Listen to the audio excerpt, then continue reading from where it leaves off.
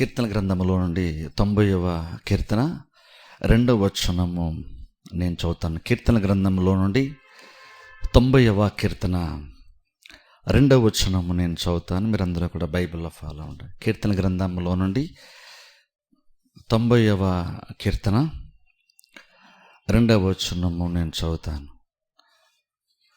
పర్వతములు పుట్టక మునుపు, భూమిని లోకమును నీవు పుట్టింపక మునుపు, యుగ యుగములు నీవే దేవుడవు. గత కొన్ని వారముల నుంచి మనము దేవుని యొక్క లక్షణాలను మనం చూసుకుంటున్నాం. అందులో గత వారం దినమున మనము పరిమితులు లేనటువంటి దేవుని యొక్క స్వభావాన్ని గురించి మనం చూసాం. అనగా ఏ విషయంలో కూడా ఆయనకున్నటువంటి లక్షణాల్లో అన్నిటిలో కూడా ఎటువంటి హద్దులు లేనటువంటి అపారమైనటువంటి ఒక స్వభావం కలిగినటువంటి దేవుడుగా మన దేవుడు ఉంటున్న విషయాన్ని గత వారం మనం చూసుకున్నాం. ఈ రోజున మన దేవుడు యాక్చువల్గా ఏంటంటే ఎటర్నల్ గాడ్ అంటాం. అంటే నిత్యుడైనటువంటి దేవుడు, నిత్యము ఉండేటువంటి వాడు. దేవునిలో ఉండేటువంటి ఆ స్వభావం గురించి ఈరోజు మనము క్లుప్తంగా కొన్ని విషయాలు మనం చూద్దాం. ఇప్పుడు చూడండి, మనము దేవుని యొక్క స్వభావం గురించి మనం చూసుకున్నాం. అంటే దేవుడు యాక్చువల్గా ఏమై ఉన్నాడు, ఆయన స్వభావం ఏంటి అనేటువంటిది మనం తెలుసుకునే ప్రయత్నం మనం చేస్తున్నాం. ఇప్పుడు చూడండి, ఇది చాలా ప్రాముఖ్యమైన విషయాలు. ఇప్పుడు మనం మనుషులం అన్నప్పుడు, మానవులం అన్నప్పుడు బేసిక్గా మనకుంటూ ప్రత్యేకమైన స్వభావం ఉంటుంది. అది జంతువులకు లేనటువంటి ఒక స్వభావం మనకుంది. అలాగే దేవునికి లేనటువంటి ఒక స్వభావం మనకి ఉంది. అది మానవులం అంటున్నాం. అందుకే మానవ స్వభావం అంటాం మనం. ఇప్పుడు చూడండి, మనకు ఒక శరీరం ఉంది, అలాగే జంతువులకు కూడా శరీరం ఉంది. కానీ ఇంకను అవి జంతువులు అవి వేరు, మనుషులంగా మనము వేరు. మనదేంటంటే మనం మానవ జాతి అంటే లేదా మానవ స్వభావము అంటాం మనం. అంటే మనిషిగా మనకు మాత్రమే ఉండేటువంటి కొన్ని లక్షణాలను బట్టి మనము మనుష్యులమయ్యాము. అలాగే కొన్ని లక్షణాలు బట్టి మరికొన్ని ప్రాణులు జంతువులు అలాగున్న అయినాయి. అలాగే ఏంటంటే బేసిక్గా మనకి ఇంకొన శరీరం ఉంది, అలాగే మనకు ఒక ఆత్మ ఉంది, ఇంకొన మనకు ఒక మనస్సు అనేటువంటిది ఉంది. కానీ ఇంకొన మనము మనుష్యులము. కాబట్టి నాకు శరీరం ఉంది, అలాగే నాకు ఒక ఆత్మ ఉంది, అలాగే నాకు ఒక మనసు లేదా మైండ్ కూడా ఉంది. కానీ అవన్నీ మామూలు నేనేం కలిగి ఉన్నది పక్కన పెడితే, నేనేం ఆలోచించగలను, ఏం చేయగలనది పక్కన పెడితే, బేసిక్ నాకంటూ మానవ స్వభావం అన్నప్పుడు మనం అసలు నిజంగా మనం దేని చేత నిర్మించబడ్డామా బేసిక్గా అంటే చూడండి, కోర్ ఆఫ్ ది బీయింగ్ అంటాం. అంటే నిజంగా మనుషులు అన్నప్పుడు అసలు నిజంగా మనం ఏమై ఉన్నాము, నిజమైనటువంటి లక్షణం ఏంటి, అది దాన్ని బట్టి మనం మనుషులం అంటాం. అలాగే దేవుని యొక్క లక్షణం గురించి మనం చూస్తున్నాం. దేవుడు మామూలుగా ఆయన సర్వజ్ఞాని అవి కాదు, గుణగణాలు అవి కాదు, మనం బేసిక్ దేవుని యొక్క స్వభావం ఏంటో మనం చూస్తున్నాం. ఇప్పుడు చూడండి, ఇది ఇంకా చాలా లోతుండి నన్ను అడిగితే. దేవుడు సర్వజ్ఞాని అంటే తెలుసుకోవడం పర్వాలేదు, మంచిదే. లేదా యెహోవా ఈరే అని అన్ని ముందుగానే చూస్తాడు, ఇవన్నీ తెలుసుకోవడం మంచిదే.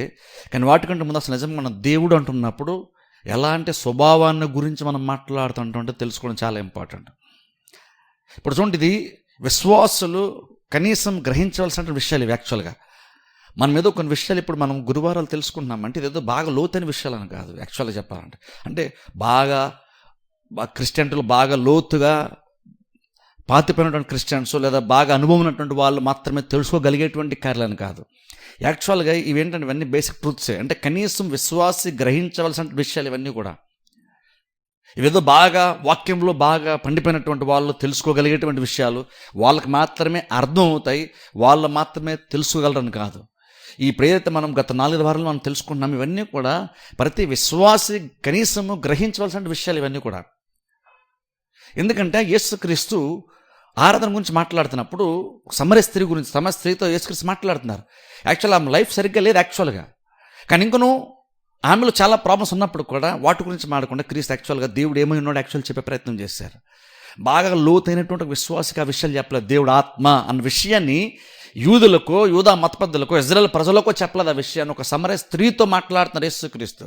దేవుడు ఏమై ఉన్నాడో చెప్తున్నారు. ఎందుకంటే నీ ఆరాధన కరెక్ట్గా ఉండాలంటే దేవుడు ఏమై ఉన్నాడో తెలుసుకోవడం ఇంపార్టెంట్.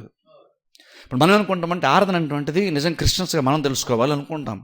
కానీ ఒక దేవునికి ఒక రకంగా చెప్పాలంటే అనుకూలంగా లేనటువంటి ఒక జీవితాన్ని బ్రతుకుతున్నటువంటి కామత యేసుక్రీస్తు ఆరాధన డిస్కషన్ చేస్తూ దేవుడు ఏమై ఉన్నాడో చెప్తున్నారు. అంటే ఆలోచించండి, ఇవన్నీ ఇప్పుడు విశ్వాసం అన్నప్పుడు అవన్నీ మనము తెలుసుకోవడం మనకి ఇంకెంత ఇంపార్టెంట్ ఒకసారి మనం ఆలోచించాలి. ఇవన్నీ ఏంటంటే ఎవరో బాగా వాక్యం లోతులోకి వెళ్ళిపోయి వాళ్ళు తెలుసుకోవాల్సిన విషయాలు, వాళ్ళకి అవసరము, వాళ్ళు తెలుసుకోవాలి. ఇవన్నీ లోతైన విషయాలు మామూలు విశ్వాసాలకు అవసరం లేదని కాదు, ఇవన్నీ ప్రతి విశ్వాసి కూడా తెలుసుకోవాల్సిన విషయాలు. ఎందుకంటే ఇవన్నీ నువ్వు తెలుసుకున్నప్పుడే దానిని బట్టి ఆటోమేటిక్గా నీ లైఫ్ అటువంటి దాంట్లో కొంత మార్పు ఖచ్చితంగా వస్తుంది. ఎగ్జాంపుల్ ఆరాధన గురించి మనం తీసుకుంటే, దేవుడు ఏమై ఉన్నాడో అర్థం చేసుకున్నప్పుడు, అది నీకు అర్థమైనప్పుడు నీ ఆరాధన ఆటోమేటిక్గా మారుతుంది. అలాగే మనం తెలుసుకున్నటువంటి ప్రతి విషయం కూడా ఎందుకు తెలుసుకుంటున్నాము ఇవన్నీ అంటే, ఏదో మన బుర్ర నింపుకోవడానికి తెలుసుకోవట్లేదు, లేదా చాలామందికి తెలియదు ఈ విషయాలు, ఇవన్నీ మనకు మాత్రమే తెలుసు అని గొప్పలు చెప్పుకోవడానికి కూడా కాదు. ఇవన్నీ ఎందుకంటే యాక్చువల్గా ఇవన్నీ మనం తెలుసుకున్నప్పుడు ఆటోమేటిక్గా నీ లైఫ్ ఆటోమేటిక్గా మారిపోద్ది. దేవుడు ఎలాంటి నీకు అర్థమైనప్పుడు విశ్వాసంలోనే కానీ, ప్రార్థనలోనే కానీ, ఇంకా వేరే వేరే విషయాల్లోనే కానీ ఆత్మీయంగా మనం ఎలాగైతే బ్రతకవలసి ఉందో ఆ ఆత్మీయ విషయాల్లో గొప్ప మార్పు అటువంటిది ఈ వాక్య భాగాలు, ఈ సత్యం మనకి తీసుకొస్తుంది, అటువంటి మనం మారుస్తుంది.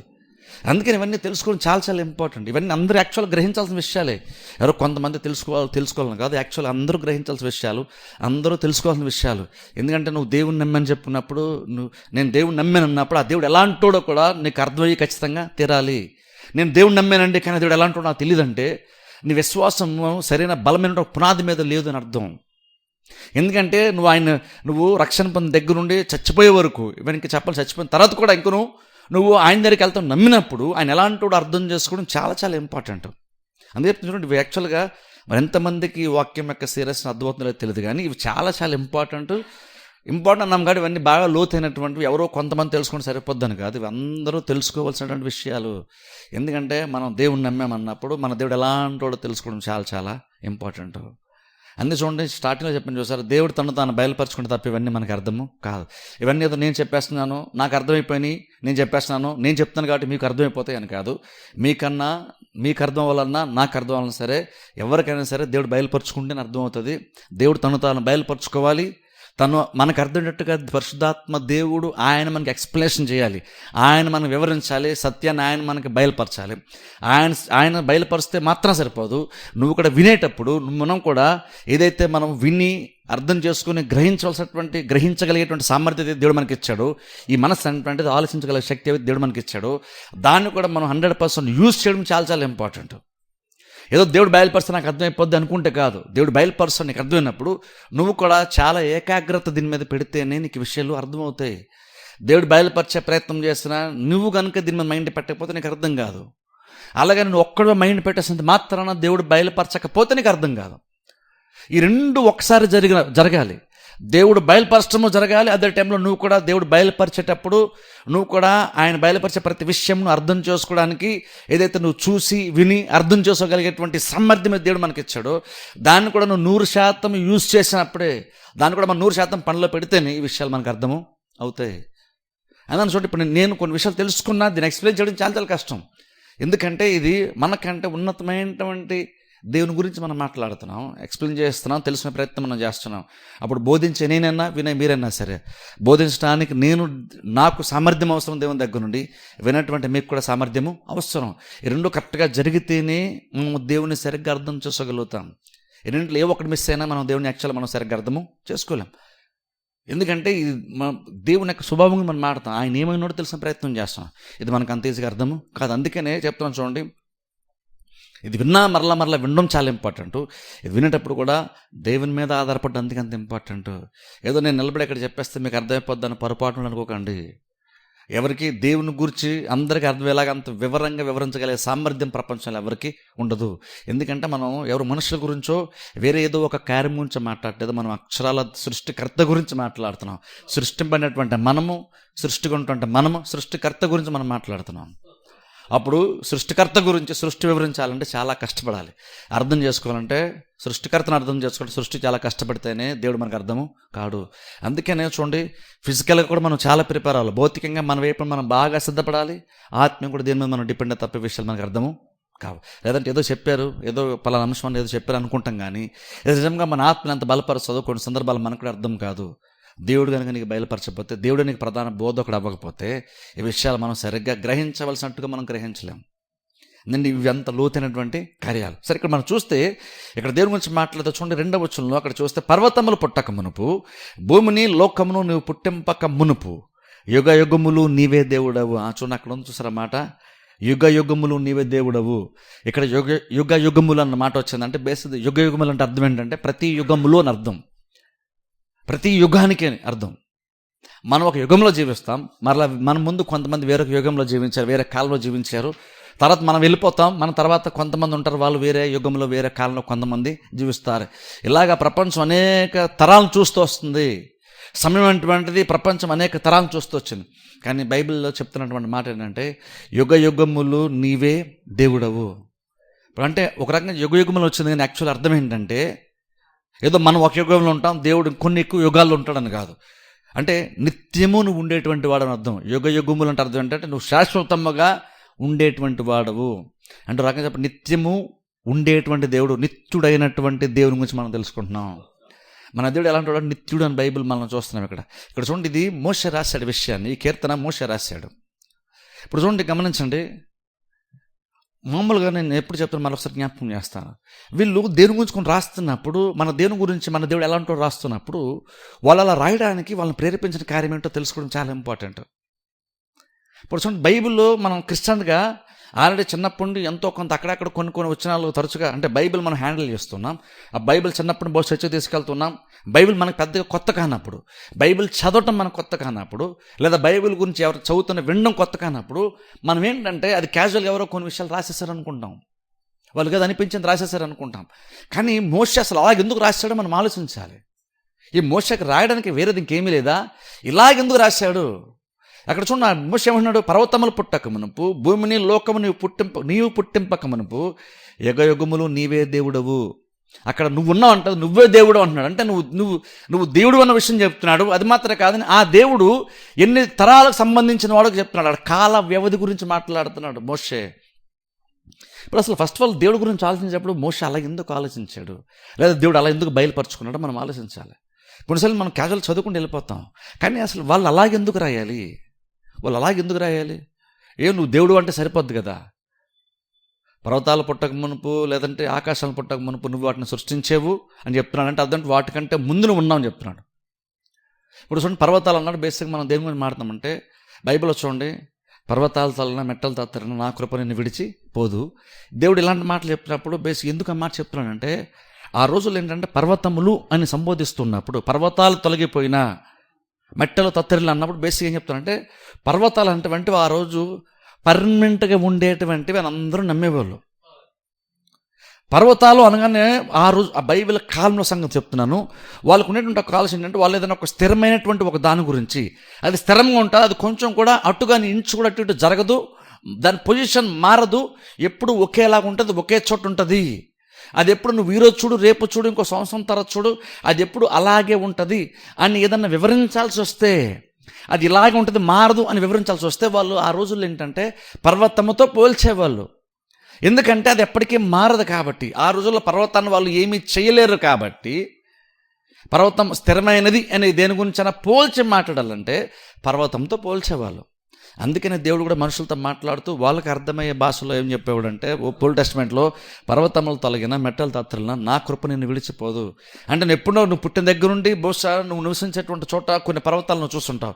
ఎందుకంటే యెరూషలేము పట్టణంలో ఎక్కువ పర్వతాలు ఉండేవి కాబట్టి ఇజ్రాయెల్ ప్రజలు ఎక్కువ తరచుగా పర్వతాలు చూస్తున్నారు. అవి చాలా కాలం చూస్తున్నారు, కానీ ఎప్పటికీ అవి మారలేదు, దాని స్థలం అది తొలగిపోలేదు, నేలమట్టం అవ్వలేదు అవి. అందుకని నేను బైబిల్ మనం చూసినప్పుడు పాత నిబంధన కాలంలో అబ్రహాము కానీ లేదంటే మోషే వీళ్ళందరూ ఏ పర్వతాల మీద దేవుని దర్శించారో వాటి గురించి గొప్పగా తర్వాత కాలంలో కూడా చాలామంది మాట్లాడడం బైబిల్ మనం చూస్తాం. అంటే అర్థం ఏంటంటే పర్వతాలు అనగానే అది స్థిరంగా ఉంటుందని అందరికీ అర్థమయ్యేది. కానీ ఇప్పుడు చూడండి, ఇక్కడ మోషే అలా మాట్లాడుతూ అంటున్నాడు, అక్కడ పర్వతముల గురించి మాట్లాడుతూ పర్వతములు పుట్టకములు అంటున్నాడు. అంటే ఏదైతే మనుషులంగా మేము శాశ్వతము స్థిరమైంది, ఇది ఎప్పటికీ మారదు, ఇది ఎలాగే ఉంటుంది, ఇంచు కూడా అటు జరగదు తరగదు అని ఏదైతే దేని గురించి అయితే మేము అనుకున్నామో శాశ్వతం అని, మేము శాశ్వతము అనుకున్నటువంటి దానికంటే నువ్వు ముందున్నావు. ఇంకా చెప్పినట్టు మాడుతూ నువ్వు సృష్టించావు అంటున్నాడు. అంటే అర్థం అంటే ఏదైతే మేము పర్మనెంట్ అనుకుంటున్నామో, ఏదైతే మారదని మేము అనుకుంటున్నామో, అలా మారినటువంటి దాన్ని చేసినటువంటిదే నువ్వు. అప్పుడు నీలోండి ఒకటి వచ్చింది, నువ్వు ఒక దాన్ని సృష్టించావు. మాకు అర్థమైనంత వరకు, మాకున్న జ్ఞానాన్ని బట్టి, మాకున్న సామర్థ్యాన్ని బట్టి అసలు అదే పర్మనెంట్, అది మారదు అని పర్వతం గురించి మేము చెప్పగలుగుతున్నప్పుడు, నువ్వు దాన్ని ఆ స్థితిలో నువ్వు దాన్ని పెట్టావంటే నువ్వు ఇంకెంత శాశ్వతమైనటువంటి వాడవో. అందుకని యుగయుగములు నీవే దేవుడు. ఎందుకంటే పర్వతాలే తొలగిపోవన్న విషయం మాకు తెలుసు. ఇదే ఎంత శాశ్వతంగా ఉంటే ఎప్పుడో మేము చూస్తున్నాం, ఇలాగే ఉంటున్నాయి, కదలట్లేదు, ఇవి మార్పు లేదు. అలాంటప్పుడు నువ్వు ఇంకా ఎంత స్థిరమైనటువంటి, నువ్వెంత నిత్యమైనటువంటి వాడు అయి ఉంటావు అని మోషేకి దేవుడు బహుశా ఆ విషయాన్ని బయలుపరుచుకున్నాడు. ఇప్పుడు అంటాను చూడండి, మోషేకి దేవుడు అసలు ఫస్ట్ ఆఫ్ ఆల్ మోషే అంత బలవంతుడు ఎందుకు మాట్లాడు, ఒకసారి ఆలోచన చేద్దాం. ఈ సత్యాలు ఎందుకు మనకి ఇంపార్టెంట్ తెలుసా? ఇవన్నీ గ్రహించడం ఎందుకు ఇంపార్టెంట్ చెప్తున్నాను. ఊరిని ఏదో మన బుర్ర నింపుకోవడానికి కాదు.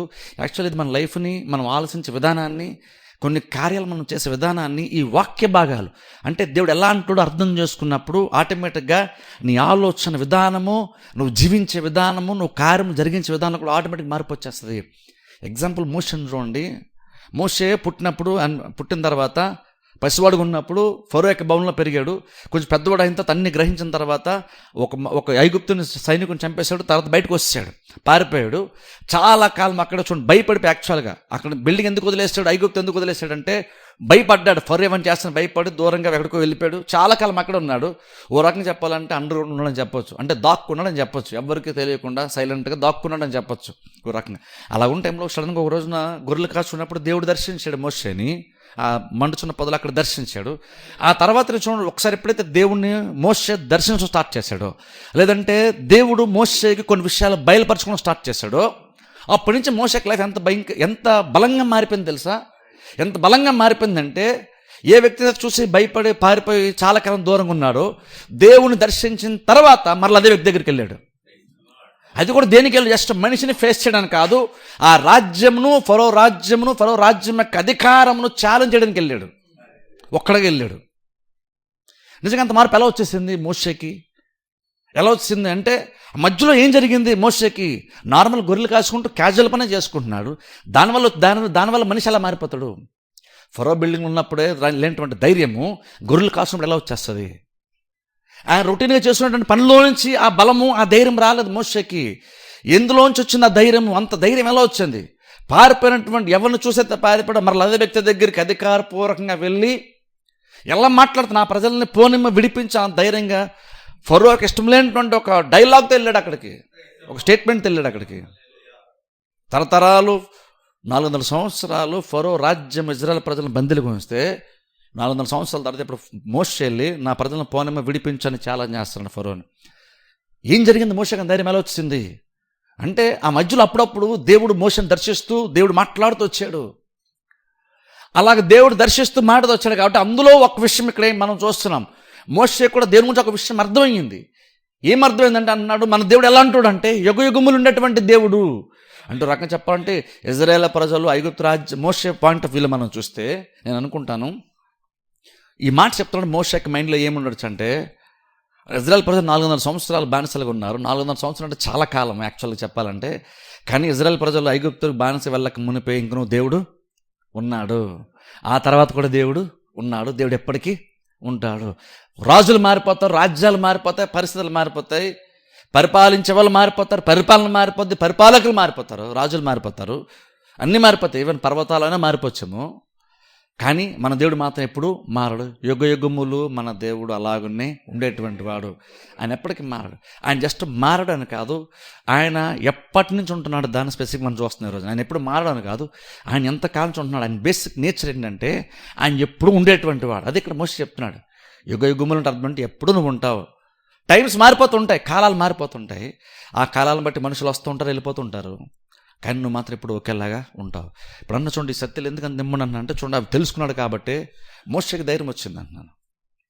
అందుకే మనం ఎందుకు తెలుసుకుంటున్నాము అంటే, యాక్చువల్గా ఇది నీలో చాలా మార్పుని తీసుకొస్తుంది. నువ్వు సిచ్యువేషన్ చాలా ధైర్యంగా ఫేస్ చేస్తావు. దేవుడు ఎలాంటి నీకు అర్థమైనప్పుడు నీ ఆలోచనలో, నీ కార్యాల్లో, నువ్వు చేసేటువంటి విధానంలో, నువ్వు ఆలోచించే విధానంలో, నువ్వు మాట్లాడే విధానంలో అన్నింటిలో కూడా మార్పు వచ్చేస్తుంది. అలా మోషే మారాడు కాబట్టే ధైర్యంగా ఫరోని ఫేస్ చేశాడు. ఎలా మారిపోయి ఉంటాడు? నేను ధైర్యంగా ఉండాలనేది సెల్ఫ్ మోటివేషన్తో మోషే నేను ధైర్యంగా ఉండాలి అనుకోని ధైర్యవంతుడిగా మారలేదు. నువ్వు అలా అనుకున్నా సరే నువ్వు ఇంత ధైర్యవంతుడు మారలేవు. నువ్వు నిజంగా నీ పరిస్థితులని జయించేంత ధైర్యం నువ్వు అనుకుంటే నీ ధైర్యం నీకు రాదు. అది నీలో ఉండి వచ్చేది కాదు, అదే దేవుని దగ్గర మనకు వచ్చేది. అది మోషేకి తనలో వచ్చినటువంటిది కాదు, దేవుని దగ్గర వచ్చిన విషయము. దేవుని దగ్గర ఎలా వచ్చింది అంటే దేవుని గురించి అర్థం చేసుకోవడం వల్ల వచ్చింది. అందుకనే కదా దానికన్నా తమ దేవుని ఎరుగువారు బలమొకలు గొప్ప కార్యాలు చేస్తారన్నమాట. అందుకే ఉంది కదా, తమ దేవుని ఎరుగువారు. యెహోవా నిజమైన దేవుడు నాకు అర్థమైందంటే కాదు, ఆ దేవుడు ఎలా అంటాడో నువ్వు అర్థం చేసుకుంటే నీకు ఆటోమేటిక్గా నీకు తెలియనటువంటి ఒక బలం ఖచ్చితంగా వస్తుంది. ఆ బలంతో నువ్వు బలమైన కార్యాలు చేస్తావు. బలమైన కార్యాలు నువ్వు పెద్ద అద్భుతాలు చేయాల్సిన అవసరం లేదు. బలమైన కార్యాలు అర్థం అంటే నువ్వు ప్రతిదాన్ని నువ్వు జయించగలిగే సామర్థ్యం నువ్వు పొందుకొని నువ్వు దేని కిందకి నువ్వు వెళ్ళక ప్రతిదాన్ని నువ్వు జయిస్తూ నువ్వు ముందుకి సాగిపోగలుగుతావు. ఇక్కడ మోషేకి అలాగ దేవుడు ఇది ఎలా అర్థమైంది మోషేకి? మోషే స్టేట్మెంట్ ఎలా ఇస్తున్నాడంటే నాకు ఖచ్చితంగా దేవుడు మోషేకి బయలుపరుచుకున్నాడు. మోషే గ్రహించాడు కాబట్టి ఈ విషయం మోషేకి అర్థమైంది. మోషే ఏదో తెలిసేసుకున్నాడని కాదు, మోషేకి బయలుపరుచుకున్నాడు, మోషేకి ఆ విషయం అర్థమైంది. మరో వాక్య భాగం చూద్దాం. చూడండి, ఎలా కొన్ని వాక్యాలు పరిశీలన చేద్దాం. 102వ కీర్తనలోనికి వెళ్దాం. 102:27 వచనం నేను చదువుతాను. 102:27 వచనం. కీర్తన 102:27 వచనం. నీవు ఏకరీతిగా నుండివాడవు, నీ సంవత్సరములకు అంతము లేదా. చూసారా ఇక్కడ ఫస్ట్ మనం చూస్తే రెండు విషయాలు చెప్తున్నాడు. నువ్వు ఏకరీతిగా ఉండేవాడు అంటే అర్థం అంటే నీకు మార్పు లేదా అన్నట్టు ఒక స్వభావం చెప్తున్నాడు. దాని నుంచి వీళ్ళైతే మనం తర్వాత చూద్దాం. కానీ మారుతూ 27 వచనం 2 భాగాలు మనం చూస్తే నీ సంవత్సరములకు అంతము. చూసారా అంటే మనం ఎలాంటి దేవుని గురించి మాట్లాడుతున్నామంటే ఎప్పటి నుంచో ఉంటున్నటువంటి దేవుని మనం మాట్లాడుతున్నాం. ఆయన చూసిన అన్ని రాజ్యములు, ఆయన చూసినంత మనుషుల్ని ఎవరు చూడలేదు. అలాంటి దేవుని గురించి మనం మాట్లాడుతున్నాం. అందుకే ఇక్కడ భక్తులు అంటున్నాడు, చూడండి నువ్వు ఏకరీతిగా ఉంటావు, నీ సంవత్సరం నాకు అంతమే లేదు. జస్ట్ ఊహించండి, మనం మ్యాక్సిమం కాలంలో వెళ్తే ఎంతవరకు వెళ్తాము? ఆది అంటాం. చూసారా, అది ఆది కాలంలో ఆది యందు దేవుడు అంటున్నాం. దేవుడు భూమి ఆకాశం చేశాడు. మన మనుషులంగా మన ఆలోచన ఎంతవరకు వెనక్కి వెళ్తుందంటే దేవుడు ఏ రోజైతే సృష్టిని చేయడం స్టార్ట్ చేసాడు మొదటి రోజు అంటున్నాము అంతవరకు మాత్రమే మనం వెళ్తాం. మనకి మొదటి అన్నప్పుడు ఆ మొదటి రోజే మనకి మొదటిది. అంతకుముందు మనకి ఏమి లేదు యాక్చువల్ మనకైతే.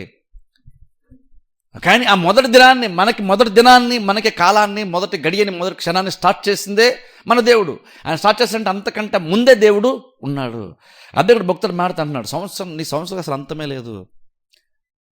నేను అనుకుంటాను, అందుకే చూడండి చాలామంది చూడండి సినిమాలాట్లో కూడా దేవుని గురించి చెప్పేటప్పుడు అనుకుంటాను ఈ లక్షణాన్ని బట్టినేమో దేవుని జనరల్గా తెల్ల జుట్టు వేసేసి తెల్లగడ్డం పొడవ వేసి బాగా ముసరులాగా దేవుడిని క్రియేట్ చేస్తారు సినిమాలాట్లో బేసిక్గా.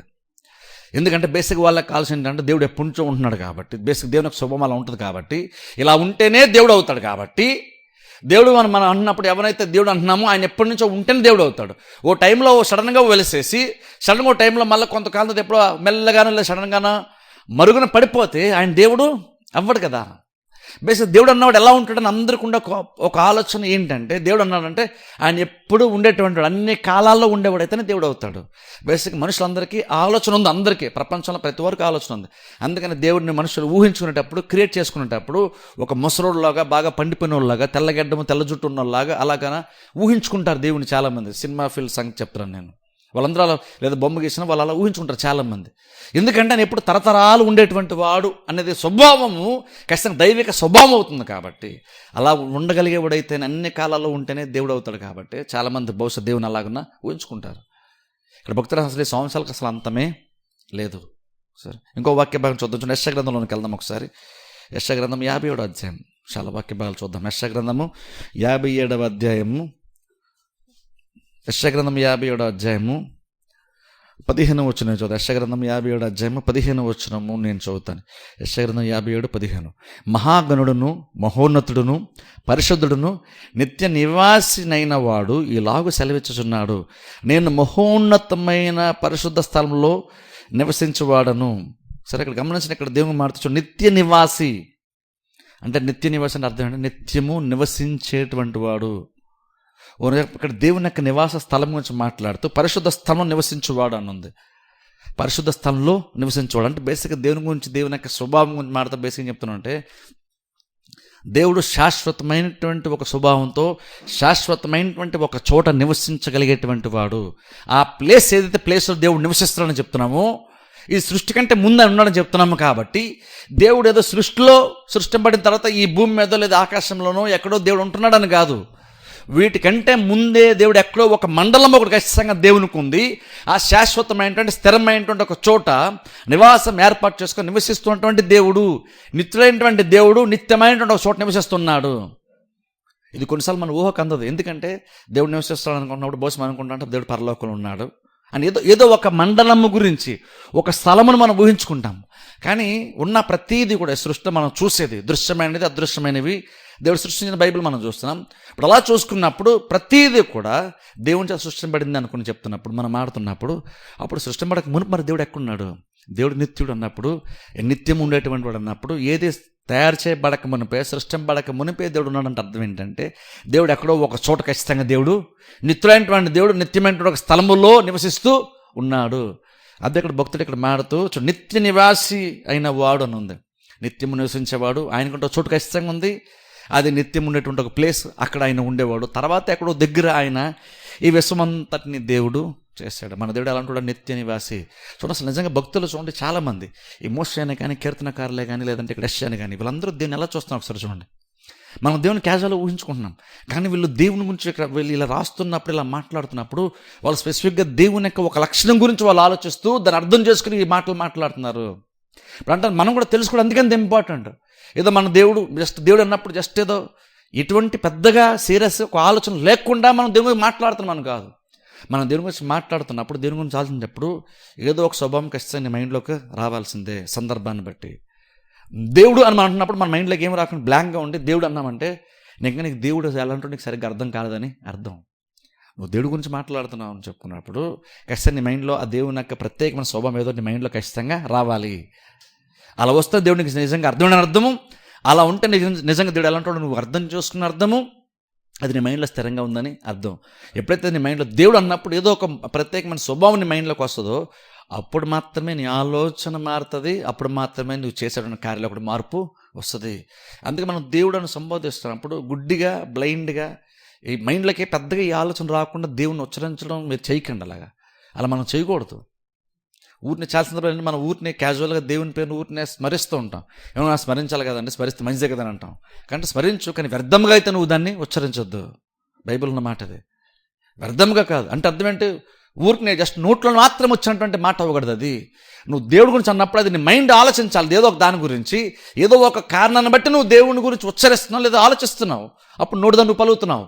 అప్పుడు నీ మైండ్లో ఏదో ఒక ఆలోచన రావాలి, హృదయంలో ఏదో ఒక ఆలోచన ఖచ్చితంగా రావాలి. అది లేక ఊరినే దేవుడు అని గుడ్డిగా ఏదో బ్లంట్గా అనడము సరైన కార్యం. ఎందుకంటే మన దేవుడు చాలా గొప్పోడు, చాలా ప్రత్యేకమైన వాడు. అందుకని వీళ్ళు దేవుడి గురించి మాట్లాడుతున్నప్పుడు అలా మాట్లాడుతున్నారు. మన దేవుడు నిత్యుడు అనొచ్చు కదా, మహోన్నతమైన స్థలం నివసించేటువంటి వాడు. ఎందుకనాలి? ఆయన నివసించేటువంటి ఉన్నతమైన స్థలం గురించి ఎందుకు మాట్లాడాలి? నిత్య నివాసి అయినటువంటి వాడు అని ఎందుకు ఇలా మన నిత్యమైన స్థలంలో నివసించేటువంటి వాడు. భక్తులు ఇలా ఎందుకు ఇంత కాంప్లికేటెడ్ ఇలాంటి పదాలు యూస్ చేసి ఎందుకు మాట్లాడుతున్నారంటే వాళ్ళకి ఆ టైంలో దేవుడు అలాగనే బయలుపరుచుకున్నాడు కాబట్టి వాళ్ళు అలాగున్నా మాట్లాడుతున్నారు. ఇంకొక వాక్య భాగం చూడండి. అందుకని చూద్దాం. మొదటి తిమోతికి రాసిన మొదటి పత్రికలోనికి వెళ్దాం. తిమోతికి రాసినటువంటి మొదటి పత్రిక, న్యూ టెస్ట్మెంట్లో కూడా ఇలాంటి మాటలు మనం చూస్తాం. తిమోతికి రాసినటువంటి మొదటి పత్రిక 6వ అధ్యాయము. తిమోతికి రాసిన మొదటి పత్రిక 6వ అధ్యాయము 16వ వచనం చదువుతాను. తిమోతికి రాసిన మొదటి పత్రిక 6వ అధ్యాయము 16వ వచనం. సమీపింపరాని తేజస్సులో ఆయన మాత్రమే వసించుచు అమరత్వము గలవాడై ఉన్నాడు. మనుష్యులలో ఎవడునూ ఆయనను చూడలేదు, ఎవడునూ చూడనేరడు. ఆయనకు ఘనతయు శాశ్వతమైన ప్రభావమును కలిగి ఉండును గాక. ఆమేన్. ఇక్కడ కూడా చూడండి, పౌలు ఇక్కడ దేని గురించి మాట్లాడుతున్నాడు. ఇప్పుడు మనం అనుకుంటా ఓల్డ్ టెస్ట్మెంట్లోనే ఇవన్నీ ఉన్నాయి, న్యూ టెస్ట్మెంట్లో పెద్దగా లేదనుకుంటా. కానీ న్యూ టెస్ట్మెంట్లో కూడా పౌలు తిమోతికి ఈ విషయం రాస్తున్నప్పుడు సడన్గా చూడండి, పౌలు వాడుతున్న పదాలు ఒకసారి చూడండి. ఇప్పుడు పదాలు వాడుతున్నాడు, పౌలు అని తెలియగలడా అని అలా చూడొద్దు. పౌల పదాలు వాడుతున్నాడు అంటే దేవుని గురించి పౌలు ఏమర్థం చేసుకున్నాడు అంటే మనకు అర్థం అవ్వాలి. ఇప్పుడు చూడండి, పౌలు చూడండి ఎలాంటి పదాలు వాడుతున్నాడు. సమీపింపరాని తేజస్సులో ఆయన మాత్రమే వసించుచు అమరత్వము గలవాడై ఉన్నాడు. చూసారా, అమరత్వం అంటే అర్థం ఏంటంటే అమరుడు అంటున్నాం. అంటే అర్థం ఏంటంటే ఎప్పుడూ ఉండేటువంటి వాడు. ఆయనలో మార్పు అంటే అర్థం ఏంటంటే కాలాన్ని బట్టి మారిపోయేవాడు కాదు, ఎప్పుడు ఒకేలాగా ఉంటాడు. ఆదిలో సృష్టి చేసేటప్పుడు మొదటి దినం దేవుడు ఎలాగ ఉన్నాడో ఇప్పుడు దేవుడు అలాగునే ఉంటాడు. ఆయన ఇంకా ముందు కూడా దేవుడు అలాగునే ఉంటాడు. అందుకని ఇక్కడ పౌలు అక్కడ మాట్లాడుతూ ఎవ్వరు సమీపించలేనటువంటి తేజస్సులో ఆయన మాత్రం నివసిస్తాడని అంటూ వెంటనే అమరత్వము గలవాడై ఉన్నాడు. సరే, ఎవ్వరు ఇక్కడ వెళ్ళలేనటువంటి ఒక చోట దేవుడు ఉంటాడు. అదో ఆయన ప్లేస్ అంత ప్రత్యేకమైనది. ప్లస్ ఎందుకంత ప్రత్యేకమైంది అంటే ఆయన అమరుడు కాబట్టి. అమరత్వము గలవాడు అంటే అమరమైన స్వభావము, అంటే ఎప్పుడు కూడా మార్పు లేనటువంటి, ఎప్పుడు ఉండగలిగేటువంటి స్థితులు ప్రతి కాలంలో ఉండేటువంటి వాడు అని ఇక్కడ పౌలు ఇక్కడ మాట్లాడుతున్నాడు. ఇప్పుడు నిజంగా పౌల మాట్లాడుతున్నప్పుడు ఖచ్చితంగా పౌలు అయితే ఇప్పుడు కూడా ఊరిని వ్యర్థంగా పదాలు ఉచ్చరించడు. పౌలు మాట్లాడిన పౌలకి మైండ్లో దేవుని గురించి అది అర్థమైంది. ఈ రోజుల్లో మనం పెద్దగా ఇలాంటి స్వభావం మనం పెద్దగా కేర్ చేయం, పెద్ద పట్టించుకోం. మన దేవుడు గొప్పడు అంటాం, లేదంటే మన దేవుడు మంచోడు అని అంటాం, కానీ ఇలాంటి స్వభావం పెద్దగా మనం ఆలోచించాం. దేవుడు అన్నప్పుడు ఒకసారి ఇవన్నీ ఎందుకు మనకు అంత ఇంపార్టెంట్ ఒకసారి ఆలోచించాలి. ఇవన్నీ ఎందుకు మనకి ఇంపార్టెంట్ అవుతాయి? ఎందుకు పౌలు ఎందుకు ఇలా మాట్లాడాలి? ఈవెన్ బైబిల్ మీరు చూడండి, న్యూ టెస్ట్మెంట్ కూడా మనం చూసుకుంటే, స్వార్థలు కూడా మనం చూస్తే, ఈవెన్ యేసుక్రీస్తు గురించి మాట్లాడుతున్నప్పుడు కూడా భక్తులు చాలామంది స్వార్థల్లో యోహాను వీళ్ళందరూ కూడా, ఈవెన్ పౌలు లాంటి కూడా, వాళ్ళు యేసుక్రీస్తుని గురించి స్వభావంగా మాట్లాడుతున్నప్పుడు కూడా బేసిక్ వాళ్ళు కూడా అలాగే మాట్లాడేవాళ్ళు. మీకు ఎందుకన్నా స్వార్థల్లో కానీ పత్రికల్లో ఎందుకు ఇలాగని వాళ్ళు మాట్లాడేవాళ్ళు తెలుసా? ఇప్పుడు చూడండి, బేసిక్గా ఈ విషయం తెలుసుకోవడం మనకు చాలా ఇంపార్టెంట్. మనం దేవుడు అంటున్నప్పుడు దేవుని యొక్క స్వభావం, అది ఈవెన్ యేసుక్రీస్తు గురించి అనుకోండి, దేవుని గురించి అనుకోండి, మీరు బేసిక్గా ఆయన స్వభావం ఏంటి? ఇద్దరికీ ఇదే స్వభావం. యేసుక్రీస్తు దేవుడే కాబట్టి ఆయన కూడా ఇదే స్వభావం ఉంది. యేసుక్రీస్తు కూడా నిత్యుడైనటువంటి వాడే. అందుకనే కదా యోహాను సువార్త యోహాను మొదటి వచనంలో యోహాను ఎలా స్టార్ట్ చేశాడు? ఆది యందు వాక్యము ఉండెను, వాక్యం దేవుని దగ్గర ఉండెను, వాక్యమే దేవుడై ఉండెను. అసలు ఆది కాండం ఎలా స్టార్ట్ అయ్యిందో ఒక రకంగా చెప్పాలంటే, అంటే ఆది యందు దేవుడు అని ఎలాగైతే స్టార్ట్ అయిన ఆది కాండము, యోహాను ఎగ్జాక్ట్ అలాగున్న స్వార్థ రాసేటప్పుడు అలా స్టార్ట్ చేశాడు. మత్తయిలోకి వీళ్ళందరూ యేసుక్రీస్తు వంశావళిని స్టార్ట్ చేస్తూ రాశారు, కానీ యోహాను మాత్రం అడుగు ముందుకేసి ఎంత వెనక్కి వెళ్ళిపోయింటే ఆది యందు నిలిపాడు. ఆది యందు వాక్యం ఉండెను, వాక్యము దేవుని దగ్గర ఉండెను, వాక్యమే దేవుడు అని. చూడండి, నిజంగా అసలు పదాలు కూర్పు చూడండి, అసలు నిజంగా ఎంత బాగా యోహాను రాశాడు. అది మనం చిన్నప్పుడు మనం విన్నాం, చదివాం కాబట్టి ఆ పదాల యొక్క ప్రత్యేకత మనకు అర్థం కావట్లేదు. కానీ యేసుక్రీస్తు గురించి ఎంత ప్రత్యేకమైనటువంటి స్వభావం గురించి యోహాను మాట్లాడుతున్నాడు అక్కడ. ఆది యందు వాక్యం ఉండెను. ఈ ఆది యందు ఎందుకు అనాలి? వాక్యము యేసుక్రీస్తే వాక్యముగా వచ్చాడని వచ్చు కదా, లేదంటే వాక్యం యేసుక్రీస్తు వచ్చాడనొచ్చు కదా. ఆది యందు అని, ఆది అన్న మాట ఎందుకు వాడాలి? ఎందుకంటే అక్కడ యోహాను కూడా ఏం ప్రూవ్ చేసే ప్రయత్నం చేశాడు. తను ఎవరికైతే రాస్తున్నాడు, ఎవరైతే చదవబోతున్నారో వాళ్ళందరికీ ఏం చెప్పే ప్రయత్నం చేశాడంటే, ఈయన ఏదో 2000 సంవత్సరాల క్రితం వచ్చినటువంటి వాడు కాదు. అంటే 2000 సంవత్సరాల క్రితం పుట్టి అప్పుడు వచ్చాడు, అప్పుడు చనిపోయాడు, వెళ్ళిపోయాడు అని కాదు. ఈయన ఇప్పుడు భూమి మీదకి ఎప్పుడు వచ్చాడు, కానీ ఎప్పటి నుంచో ఆయన ఉన్నటువంటి వాడే. చాలామంది బైబిల్ తప్పులని చెప్పేవాళ్ళు, యేసుక్రీస్తు దేవుడు కదా అనేవాళ్ళు. బైబిల్ రాసిన కరెక్ట్ అని నమ్మే బైబిల్ తప్పులు అని చెప్పేవాళ్ళు. దానికి ఆన్సర్ చేయాలి. యాక్చువల్గా బైబిల్లో నువ్వు నిజంగా చదివి దీన్ని నువ్వు అర్థం చేసుకునేటప్పుడు అక్కడ యోహాను చెప్పిన మాట కూడా మనకు అర్థం అవ్వాలి. ఏం అర్థం అవ్వాలి? యేసుక్రీస్తు నిజంగానే దేవుడు అనే విషయం అర్థం అవ్వాలి. ఎందుకంటే యోహాను రాస్తున్నప్పుడు ఆయన ఏం చెప్తున్నాడంటే, ఆది యందు వాక్యం ఉండేను, వాక్యం దేవుని దగ్గర ఉండేను, వాక్యమే దేవుడై ఉండేను. సరే, ఎక్కడికి వెళ్ళిపోయాడు అంటే బేసిక్గా యోహాను కూడా ఏం చెప్పే ప్రయత్నం చేశాడు ఆ టైంలో చదవాలంటే, మీరు ఏదో నిన్న మొన్న ఆయన వచ్చాడు, 30 సంవత్సరాలు జీవించాడు, 3.5 సంవత్సరాలు పరిచయం చేశాడు, ఆయన కొంతమంది చంపేశారు, ఆయన పని అయిపోయింది అన్న యేసుక్రీస్తు నేను చెప్పట్లేదు. నేను యేసుక్రీస్తు అన్నప్పుడు నేను ఎవరి గురించి మాట్లాడుతున్నానంటే, ఇంతకుముందు సృష్టింపడక మునిపే వాక్యము రూపంలో ఉన్నటువంటి దేవుడు శరీరాన్ని ధరించుకొని భూమి మీదకి వచ్చి మన మధ్యన సంచారము చేశాడు. ఆయన శరీరము ధరించుకొని వచ్చినటువంటి వాక్యమును లేదా దేవుని చూసావు, కానీ ఈయన ఇంతకు ముందే ఉన్నాడు అని యోహాను సువార్తలు చెప్పే ప్రయత్నం చేశాడు. ఆ మాట ఎందుకు చెప్తున్నానంటే, ఆయన దేవుడని మాత్రమే కాదు, ఆయన ఎప్పటి నుంచో ఉన్నవాడని చెప్పే ప్రయత్నం చేస్తాడు యోహాను.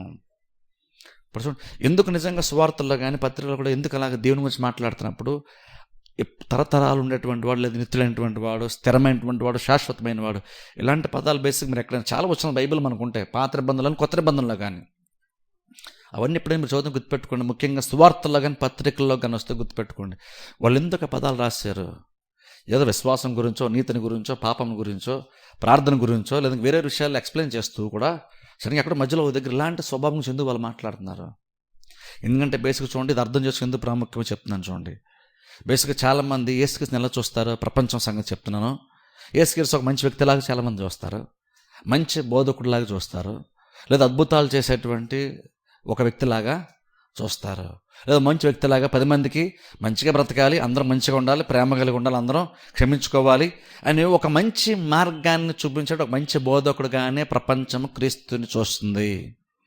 ప్రపంచం క్రీస్తుని ఎంతవరకు నమ్ముతుందంటే, ఆయన మంచి బోధకుడు అండి, మంచి చేద్దామని వచ్చాడు, మంచి బోధం వచ్చాడు, కానీ కొంత దుర్మార్గులు నచ్చలేదు, ఆ మంచి బోధకుని చంపేశారు, ఒక మంచి వ్యక్తిని చంపేశారంటారు. కానీ ఇలా ప్రపంచం ఇలా నమ్ముతున్నటువంటి టైంలో క్రిస్టియన్స్గా మనం యేసుక్రీస్తుని మనం ఏం గుర్తుపెట్టుకోవాలంటే, ఆయన ఏదో 2000 సంవత్సరాల క్రితం పుట్టాడని కాదు, ఆయన అంతకంటే ముందు నుంచే ఉన్నటువంటి వాడు. ఎందుకంటే చూడండి, మనం కూడా నమ్ముతాం. ఏం నమ్ముతాం? యేసు మంచి బోధకుడు మనం కూడా నమ్ముతాం. ఆయన కూడా ప్రేమ గలవాడని చెప్తాం. ఆయన బోధలు ఇప్పటికీ మనకు యూజ్ అవుతాయని చెప్తాం. అవి పాటిస్తే ప్రపంచం అంతా కూడా శాంతిగా ఉంటుందనే విషయం మనము నమ్ముతాం. లోకంలో చాలామంది కూడా నమ్ముతారు. కానీ వాళ్ళకి మనకు డిఫరెన్స్ ఏమవ్వాలంటే, ఆయన జస్ట్ ఒక బోధకుడు కాదు, ఆయన కేవలం ఒక అద్భుతాలు చేసేటువంటి ఒక వ్యక్తి కాదు, 10 మందికి సహాయం చేసేటువంటి ఒక వ్యక్తి మాత్రమే కాదు. ఆయన యాక్చువల్గా ఎప్పటి నుంచి ఉన్నటువంటి వాడు, నిత్యుడైనటువంటి దేవుడు. మధ్యలో కాలంలో భూమి మీదకి 2000 సంవత్సరాల క్రితం మధ్యలో వచ్చాడు. ఆయన మధ్యలో భూమి మీదకి మనము చూసి అర్థం చేసుకోగలిగే రూపంలో ఆయన మన దగ్గరికి వచ్చాడు. కానీ అంతకు ముందు నుంచి ఆయన ఉన్నాడు. అందుకంటే చూడండి, ఇప్పుడు సాతానే కానీ సాతాన్ ద్వారా ప్రేరేపింపబడినటువంటి మనుషులే కానీ బేసిక్ యేసుక్రీస్తు యొక్క దైవత్వాన్ని కొట్టేస్తుంటారు. ఆయన దేవుడే కాదంటారు. నేను అనుకుంటాను ఖచ్చితంగా ఇది ఇప్పుడే కాదు, నేను అనుకుంటాను ఆది సంఘం ఫస్ట్ సెంచరీలో కూడా, ఆ మొదటి శతాబ్దం సంఘం ఉన్నప్పుడు కూడా ఆది సంఘం కూడా ఇలాంటి ఛాలెంజెస్ చాలా ఫేస్ చేస్తుంటారు. ఇలాంటి ఒక సమస్యలు ఆది సంఘం ఫేస్ చేస్తుంటారు. అందుకని వాళ్ళు కూడా యేసుక్రీస్తు యొక్క దైవత్వాన్ని, ఆ స్వభావాన్ని ఆయన ఎప్పటి నుంచి ఉన్నాడన్న విషయాన్ని కూడా పత్రికల్లో లేదా స్వార్థల్లో వాళ్ళు కూడా రాసి ప్రపంచానికి చూపించే ప్రయత్నం చేస్తూ, యేసుక్రీస్తు నిజంగానే దేవుడాన్ని అలా నిలబెట్టే ప్రయత్నం, ప్రపంచం ముందు నిలబెట్టే ప్రయత్నము స్వార్థికులే కానీ లేదంటే పత్రిక రాసిన వాళ్ళే కానీ చెప్పే ప్రయత్నం చేశారు ఆ రోజుల్లో. వాళ్ళు ఎందుకంటే వాళ్ళకి అంత ఇంపార్టెంట్ అయింది.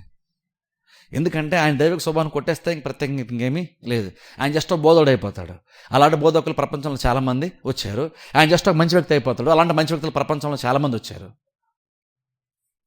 అలా మంచి కారణం కోసం చనిపోయిన వాళ్ళు కూడా చాలామంది ఉన్నారు. వాళ్ళందరిలో ఈయన కూడా ఒకటిగా మారిపోతాడు.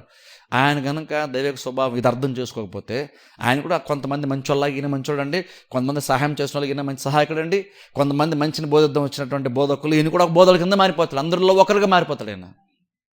కానీ యేసుక్రీస్తు అందరిలో ఒకడు కాదు. అందుకనే సువార్తలో కూడా యోహాను వీళ్ళందరూ కూడా అందుకని అలా రాశారు. ఆది యందు వాక్యం ఉండెను, వాక్యం దేవుని దగ్గర ఉండెను, వాక్యమే దేవుడే ఉండెను. ఆది అన్నప్పుడు వాళ్ళు కూడా స్పెసిఫిక్గా ఒక కాలం గురించి మాట్లాడుతున్నారు. ఆది అన్నప్పుడు బేసిక్ యోహానుకు కావాల్సిన కూడా ఏంటంటే, ఈ సృష్టి గురించి ఏదైతే సైన్స్ లేదా సైంటిస్టులు కాలం ఇప్పుడు స్టార్ట్ అయింది అని చూడండి చెప్తారు చూసారా.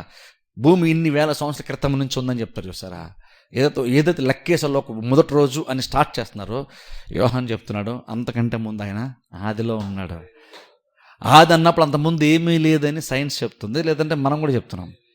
కానీ ఆది అన్నప్పుడు మనం దేని గురించి మాట్లాడతామంటే, ఇవన్నీ ఏదో చూసేవన్నీ కూడా లేనటువంటి ఒక టైం కూడా ఒకప్పుడు ఉంది. ఆ టైంలో ఆయన ఉన్నాడు. ఆయన అప్పటికే ఉంటూ ఉన్నాడు. ఎక్కడో ఒక దగ్గర ఆయన వీటన్నిటినీ చేశాడు. ఇవన్నీ ఆయన చేస్తే వచ్చినాయి, కానీ ఇవన్నీ లేక మునుపు కూడా ఆయన ఇంకను ఉన్నాడు. ఇది వాళ్ళు ప్రూవ్ చేసే ప్రయత్నం చేశారు. దేవుడు అప్పటి నుంచి ఉన్నటువంటి వాడు. తర్వాతే మనం చూసేది అవన్నీ కూడా వచ్చినాయి. ఇవన్నీ మళ్ళీ ఆయన చేస్తూనే వచ్చినాయి, కానీ వేరేగా వచ్చేసినాయి కాదు. కానీ ఇవన్నిటికంటే ముందు నుంచే దేవుడు ఉన్నటువంటి వాడని ప్రూవ్ చేసే ప్రయత్నం వాళ్ళు చేశారు. ఎందుకంటే చూడండి, లోకం అక్కడితో ఆగిపోద్ది. సో యేసుక్రీస్తు నమ్మేటువంటి వాళ్ళు కూడా అక్కడితో ఆగిపోతారు. కానీ నిజంగా యేసుక్రీస్తు దేవుడు నమ్మేటువంటి మనం ఏం చెప్తున్నామంటే, ఆయన ఏదో భూమి మీదకి ఇప్పుడు వచ్చాడు, 2 సంవత్సరాల క్రితం వచ్చి పుట్టాడని కాదు. ఆయన ఎప్పటి నుంచి ఉన్నటువంటి వాడు భూమి మీదకి వచ్చాడు అంటాం. అందుకని క్రిస్టియన్స్కి మనం క్రిస్మస్ చేస్తాం, కానీ ఆయన యేసుక్రీస్తు నేడు పుట్టాడని మనం వచ్చాడు అంటాం మనం. అందుకని బైబిల్ చేతులు మాడతారు, దేవుడు లోకాన్ని ప్రేమించిన అద్వితీయ కుమారుని పంపాను అంటున్నాం. అద్వితీయ కుమారుడు పుట్టాడనో దేవుడు పుట్టాడనో పంపాను. దేవుడు పంపిస్తే ఈయన వచ్చాడు. పంపారంటే అర్థం ఏంటంటే, ఇంతకుముందు ఒక చోట ఉన్నాడు, ఇప్పుడు వేరే చోటకి వచ్చాడు. అలాగా 2 సంవత్సరాల క్రితం మరియా దగ్గర రాక మునుపు, పశువుల పాకలో పుట్టక మునుపు ఆయన ఎక్కడో ఉన్నాడు. కానీ పశువుల పాక దగ్గరికైనా పశు బాలులాగా వచ్చాడు ఆయన. కానీ వచ్చాడంటే అర్థం ఇంతకుముందు వేరే చోట బహుశా వేరే రూపంలో ఆయన ఉన్నాడు, కానీ వచ్చాడు. అది మనం ఎప్పుడు గుర్తుపెట్టుకుంటే చాలా ఇంపార్టెంట్. మన యేసుక్రీస్తు మాట్లాడుతున్నప్పుడు ఏదో యెరూషలేములో పశువుల పాక దగ్గర ఆయన లైఫ్ స్టార్ట్ అయిందని కాదు. ఆయన లైఫ్ అక్కడ స్టార్ట్ అయింది కాదు. ఆయన ఎప్పటి నుంచి ఉన్నటువంటి వాడే, ఎప్పటి నుంచి అందుకనే కదా అబ్రహాం కంటే ముందు ఉన్నామని అన్నారు. అబ్రహాంను కూడా ఆయన చూశాడు. అన్నీ నిజంగా యేసు అలా మాట్లాడుతున్నారు. అంటే ఎందుకు అవన్నీ అవన్నీ ఎందుకంత ఇంపార్టెంట్ మనకంటే, అవన్నీ ఆయన చూశాడు. దేవుడు ఇవన్నీ చూశాడు. దేవుడు నిత్యుడని మన మాట తప్పుడు బేసి ఏం చెప్తున్నాం అంటే, ఆయన చూడనటువంటిది అంటూ ఏది కూడా ప్రపంచంలో లేదు అని అర్థం. ఆయన చూడలేనిదంటూ ఏమి లేదు, ఆయన తెలియదంటూ ఏమీ లేదు. ఇంకో రకంగా చెప్పాలంటే, ఆయనకంటే ముందున్నదంటూ ఏమీ లేదు. అది మనం చెప్తున్నాం. ఈ లక్షణం తెలుసుకోవడం అందుకే ప్రత్యేకం అంటున్నాను. దేవుడు కనుక నిత్యుడు కాకపోతే కనుక ఆయన ఫస్ట్ ఆఫ్ ఆల్ దేవుడు అవ్వడు. ఎందుకు దేవుడు అవ్వడు అంటే, నిత్యుడు కానప్పుడు ఒక పాయింట్లో వచ్చాడంటే అర్థం ఏంటంటే, అంతకుముందు ఆయన లేడు అంటున్నాం మనం. అంతకుముందు ఆయన లేడంటే అర్థం ఏంటంటే, అంతకుముందు ఉన్న విషయం గురించి ఆయనకి తెలియదు అని అర్థం. అప్పుడు దేవుడు కనే వాడికి నాకు కొన్ని తెలియదు అన్నాడు అంటే ఆయన దేవుడిగా ఉండడు. దేవుడు నిత్యుడని ఎందుకు అంటున్నాం మనం? ఈ పాయింట్ స్ట్రెస్ ఎందుకు చెప్తున్నాం? ఎందుకు అది కూడా మన బుర్రలోకి ఎక్కించుకోవడం ఇంపార్టెంట్ అంటే, ప్రతిదీ ఆయన తర్వాతే స్టార్ట్ అయిందని చెప్తున్నాం. అంటే ప్రతిదీ ఆయన కళ్ళ ముందు జరుగుతుంది. ప్రతిదాన్ని కళ్ళ ముందు జరిగింది ఆయన ప్రతిదాన్ని ఆయన జరిగించాడు. అందుకనే దేవుడు ఎక్కడో మధ్యలో వెలసేయడని మనం అనం. దేవుడు వెలసేయడని మనం అనం. ఇప్పుడు చాలామంది చూడండి, అందుకే చూడండి, క్రిస్టియానిటీలో మనకు బోధ కంటే ఎక్కువ క్రీస్తు ఇంపార్టెంట్ అవుతాడు మనకి. క్రిస్టియానిటీకి ఫౌండేషన్ బైబిల్ కూడా కాదు యాక్చువల్గా. అందుకని బైబిల్ తీసేయచ్చు, ఈ బోధలన్నీ తీసేయచ్చు. ఈ బోధలు మారిపోయినా సరే క్రిస్టియానిటీకి పెద్ద వచ్చే ఇబ్బంది ఏమీ లేదు. ఎందుకంటే క్రిస్టియానిటీ అంటే బేసిక్ టీచింగ్ మీద బేస్ అయింది కాదు, వ్యక్తి మీద బేస్ అయింది. యేసుక్రీస్తు అనేటువంటి ఆయన మీద ఉన్నటువంటి విశ్వాసమే కానీ ఇది బైబిల్ మీదో బోధ మీదో కట్టబడినటువంటిది కాదు, బోధ మీద ఆధారపడింది కాదు. బోధ ఇంపార్టెంటే, కానీ బోధ ఎందుకు ఇంపార్టెంట్? ఏదో 4, 5, 10 ఆజ్ఞలు ఉన్నాయి, మంచి మాటలను కాదు. ఆ బోధ క్రీస్తు గురించి కాబట్టి ఇంపార్టెంట్ బోధ మనకి. కానీ బోధ కంటే ఎక్కువ ఎవరు ఇంపార్టెంట్? మనకి క్రీస్తు ఇంపార్టెంట్ అవుతాడు. అందుకని చూడండి కొంచెం ఇన్ని డినామినేషన్ మనకి ఎందుకు ఉంటాయి క్రిస్టియానిటీలో? ఇన్ని డినామినేషన్స్ ఎందుకు? ఒక్కొక్కరు ఒకలాగా ఎందుకు నమ్ముతున్నారు అంటే నేను అంటాను, అది సరైన విషయం కాదు. ఖచ్చితంగా బైబిల్ నుంచి వస్తే ఖచ్చితంగా ఒకేలాగా అందరూ నమ్మగలగాలి యాక్చువల్గా అయితే.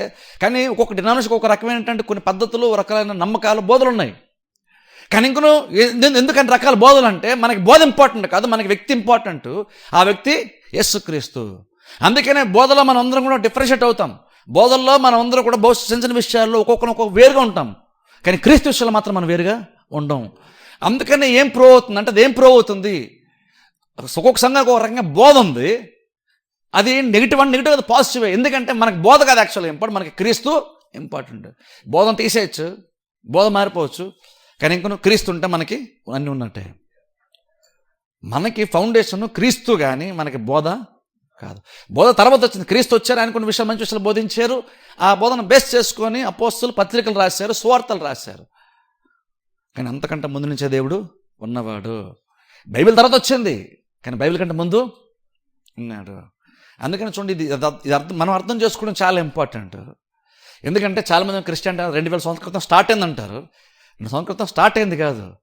2 సంవత్సరాల క్రితం ఆయన ఎలాంటాడో అందరూ చూశారు. కానీ యోహాను మొదట చెప్తున్న విషయం అంటే, ఆది యందు దేవుడు ఉన్నాడు, ఆయన వాక్యము, ఆయన దేవుని దగ్గర ఉన్నాడు, ఆ వాక్యమే దేవుడై ఉండేను. అంటే బేసిక్ ఇప్పుడు మనం ఏం చెప్తున్నాం, ప్రపంచం ఏం చెప్తున్నాం అంటే, క్రిస్టియన్ అనేటువంటిది క్రీస్తు వచ్చిన తర్వాత విస్తరించబడింది, క్రిస్టియన్ అనే పేరు వచ్చింది. కానీ నిజంగా మాత్రం క్రిస్టియానిటీకి బేస్ అనేది క్రీస్తు వచ్చిన తర్వాత స్టార్ట్ అయింది కాదు, అంతకన్నా ముందు నుంచే ఉంది. అంతకన్నా ముందు నుంచి ఉంది. అందుకే కొన్ని సందర్భాలు చూడండి, ఓల్డ్ టెస్ట్మెంట్లో కొంతమంది అబ్రహాం కానీ, మోషే లాంటి కొంతమంది దేవుని దర్శించినట్టు కానీ, లేదా దేవుని యొక్క దూతలను చూసినట్టు బైబిల్ ఉన్నప్పుడు చాలామంది చెప్తారంటే, కొన్ని చోట్ల యాక్చువల్గా లిటరల్గా వాళ్ళు యేసుక్రీస్తుని చూశారంటారు. యేసుక్రీస్తునే. అది అనేక రకాలుగా. కొన్ని సందర్భాల్లో మనకి ఏంటంటే చూడండి, దేవుని దూత వచ్చిన బైబిల్ మనం చదువుతాం, కానీ వాళ్ళు సాగిల పడుతున్నప్పుడు కూడా కొంతమంది దూతలు అయితే నువ్వు సాగిల పడద్దు, నేను దేవుని కాదన్నట్టుగా వాళ్ళు రిజెక్ట్ చేశారు. కానీ కొన్ని సందర్భాల్లో వాళ్ళు దేవుని నమస్కారం చేస్తున్నప్పుడు ఆ నమస్కారాన్ని యాక్సెప్ట్ చేశారు, దేవుని దూతలాగా వచ్చినటువంటి వారు. అదేం ప్రూవ్ చేస్తుందంటే యాక్చువల్గా వచ్చింది దేవుని యొక్క దూత కాదు, వారిని మనుషులు దేవుని దూతలాగా వచ్చినటువంటి వారిని వాళ్ళు పూజిస్తూ పొగుడుతున్నప్పుడు వాళ్ళు పొగిడించుకున్నారు అన్నది ఏం చెప్తుందంటే, వచ్చిన దేవదూత కాదు కాబట్టి పొగిడించుకున్నారు. అదే దేవదూత అయితే ఖచ్చితంగా నువ్వు నన్ను పొగడొద్దు, నేను కేవలం దూతను మాత్రమే అని చెప్తారు వాళ్ళు. అలా చెప్పిన సందర్భాలు కూడా బైబిల్లో ఉన్నాయి. కొన్ని సందర్భాల్లో కొంతమంది స్తుతిస్తున్నప్పుడు దాన్ని యాక్సెప్ట్ చేశారంటే, మనుషులు స్తుతిస్తున్నప్పుడు దేవుని యొక్క దూతలా కనబడడం, దూత అనుకొని దర్శిస్తూ మాట్లాడుతున్నప్పుడు పూజించడం స్టార్ట్ చేశారు, పొగిడినప్పుడు వాళ్ళు యాక్సెప్ట్ చేస్తుంటే అర్థం ఏంటి? దాన్ని అంగీకరించింది చెప్తుందంటే వాళ్ళు కేవలం దేవుని దూత కాదు, దేవుడే. దాన్ని థియోఫనీ అంటారు ఇంగ్లీష్లో. బేసిక్ అంటే దేవుని యొక్క దర్శనాన్ని వాళ్ళు ఆ రోజున దేవుణ్ణే చూశారని అర్థం. దేవుని ఎక్స్పీరియన్స్ వాళ్ళకి ఆ రోజున వచ్చిందని అర్థం. అలాగే చాలామంది చెప్తారంటే కొన్ని సందర్భాల్లో అక్షరాలు వాళ్ళు చాలామంది యేసుక్రీస్తే దర్శించారు, కాకపోతే వాళ్ళకి తెలియదు కాబట్టి దేవుని దూతలాగా వాళ్ళు అనుకున్నారు కొంతమంది. కాబట్టి మనం అలా చూసుకున్నప్పుడు యాక్చువల్గా ఏంటంటే యేసుక్రీస్తు అనేటువంటి ఆయన 2000 సంవత్సరాల క్రితం వచ్చినటువంటి వాడు కాదు. అందుకని క్రిస్టియానిటీకి మనకి ఫౌండేషన్ ఏంటి? మన ఫౌండేషన్ బైబిల్ కూడా కాదు. బైబిల్ కంటే ముందే మనకి యాక్చువల్గా క్రీస్తు ఇంపార్టెంట్ అవుతాడు, కానీ బైబిల్ కానీ బోధ కానీ యాక్చువల్గా కాదు. ఆయన తర్వాత ఇవన్నీ వస్తాయి మనకి. ఆయన లేకుండా మనకి బైబిల్ జస్ట్ ఇంపార్టెంట్ అని కాదు. మనకి టీచింగ్ కంటే ముందు ఆయన ఇంపార్టెంట్, ఆయన తర్వాత ఇవన్నీ మనకి వస్తాయి. అందుకని ఆయన అర్థం చేసుకోవడం మనకు చాలా ఇంపార్టెంట్ అంటున్నాను. ప్రపంచం అది అర్థం చేసుకోదు. వాళ్ళు మంచి బోధలు బోధించడానికి వచ్చాడని బోధించాలంటారు. కానీ మనం అది నమ్మట్లేదు. జస్ట్ బోధించడానికైనా రాలేదు. ఆయన ఎంతమంది ఉన్నాడు, దేవుడిగా ఉన్నాడు. మన కోసం 200 సంవత్సరాల క్రితం భూమి మీద శరీరం ధరించుకొని మన దగ్గరికి వచ్చాడు. కానీ కృష్ణ మనం ఎప్పుడు ఏం గుర్తుపెట్టి యేసుక్రీస్తు అన్నప్పుడు ఏం గుర్తుపెట్టుకోవాలంటే ఆయన అంతకుముందు నుంచి తండ్రితో పాటు ఉన్నాడు. సృష్టి ఆరంభం మునిపే దేవుడు ఉన్నటువంటి వాడు. ఇది మన క్రిస్టియన్ ఫెయిత్కి ఇది ఇంపార్టెంట్. మన విశ్వాసం కర్త దాన్ని కొనసాగించి యేసు వైపు చూస్తాం. బైబిల్ వైపు కాదు, బోధ వైపు కాదు, పాస్టర్ వైపు చూడం. మనం క్రీస్తు వైపు చూస్తాం. ఎందుకంటే మనకు ఆయన ఇంపార్టెంట్. మన విశ్వాసం కొనసాగంటే బైబిల్ వైపు మీరు చూడండి, బైబిల్ వాక్యం చూడండి అని బైబిల్ భక్తులు రాలేదు. యేసు వైపు చూడండి. ఎందుకంటే మనకు ఆయన ఇంపార్టెంట్. ఎందుకంటే ఆయన ఎప్పటి నుంచో ఉన్నవాడు కాబట్టి, బోధ కంటే ముందు అంటే ఇవన్నీ చెప్పండి, అసలు ఏదైనా తోట మనిషి అన్నవాడు లేకముందు నుంచి ఉన్నాడు కాబట్టి, తర్వాత ఇవన్నీ వచ్చినాయి కాబట్టి మన తర్వాత వచ్చినట్టు దానికంటే మనం వెళ్ళిపోయి ఆయన్ని పట్టుకుంటాం. ఎందుకంటే ఆయన ఇంపార్టెంట్. ఆయన ఉన్న తర్వాత ఇవన్నీ ఉంటే మంచిదే. ఆయన లేకుండా ఇవన్నీ ఉంటే పెద్ద యూజ్ ఏమీ ఉంది. చాలామంది చెప్తారు గెస్ నమ్మరు, కానీ ఆయన చాలా మంచి విషయాలు బోధించాడంటే ఫాలో అయితే చాలా బాగుంటుందని అంటారు. క్రీస్తు లేకుండా బోధన ఏం చేసుకుంటావు నువ్వు? బట్ ఇంకా చెప్పాలి, అసలు ఆయన నీ లైఫ్లో లేకుండా బైబిల్ చెప్పింది నువ్వు చేసే కెపాసిటీ కూడా నీకు యాక్చువల్గా ఉండదు. ఆయన నీలో ఉన్న తర్వాతే నువ్వు దీన్ని ఫాలో అయ్యే కెపాసిటీ నీకు వస్తుంది. ఆయన పక్కన పెట్టేసి ఆయన నమ్మను, కానీ నేను బోధన నేను ఫాలో అయిపోతాను, నాకు చాలా మంది అందరూ ఫాలో అయిపోవాలి అని చాలామంది రాజకీయాలు చెప్తే అందరూ నిజమేసుకుంటారు. ఎవరు ఫాలో అవ్వగలరు? ఆయన బోధించింది. ఒక విశ్వాసం మాత్రం రక్షణ పొందినటువంటి వాడు మాత్రమే, దేవుని యొక్క సహాయం వల్ల మాత్రమే బైబిల్ చెప్పబడింది మనం చేయగలుగుతాం. ఎందుకంటే ఇది ఎంత ఉన్నతమైనటువంటిదంటే, ఆయన బోధ ఎంత ఉన్నతమైనటువంటిదంటే, దేవుని యొక్క స్టాండ్ ఎంత ఉన్నతమైనటువంటిదంటే, అది కేవలం ఒక మనిషి అనుకుంటే చేసేలాంటిది. అనుకోవాలి, దేవుడు దానికి సామర్థ్యాన్ని కూడా ఇవ్వాలి. అందుకని అక్కడ కృప అంటాం, అందుకనే సామర్థ్యం అంటాం, అందుకే దేవుడే మన బలం అంటాం. ఎందుకని ఆయన బలం ఇస్తేనే మనం చాలా కార్యాలు చేయగలుగుతాం. ఇంకో వాక్య భాగం చూద్దాం చూడండి ఒకసారి. హెబ్రీ పత్రికలోకి వెళ్దాం ఒకసారి. హెబ్రీ పత్రిక మొదటి అధ్యాయం, హెబ్రీ పత్రిక మొదటి అధ్యాయము, హెబ్రీ పత్రిక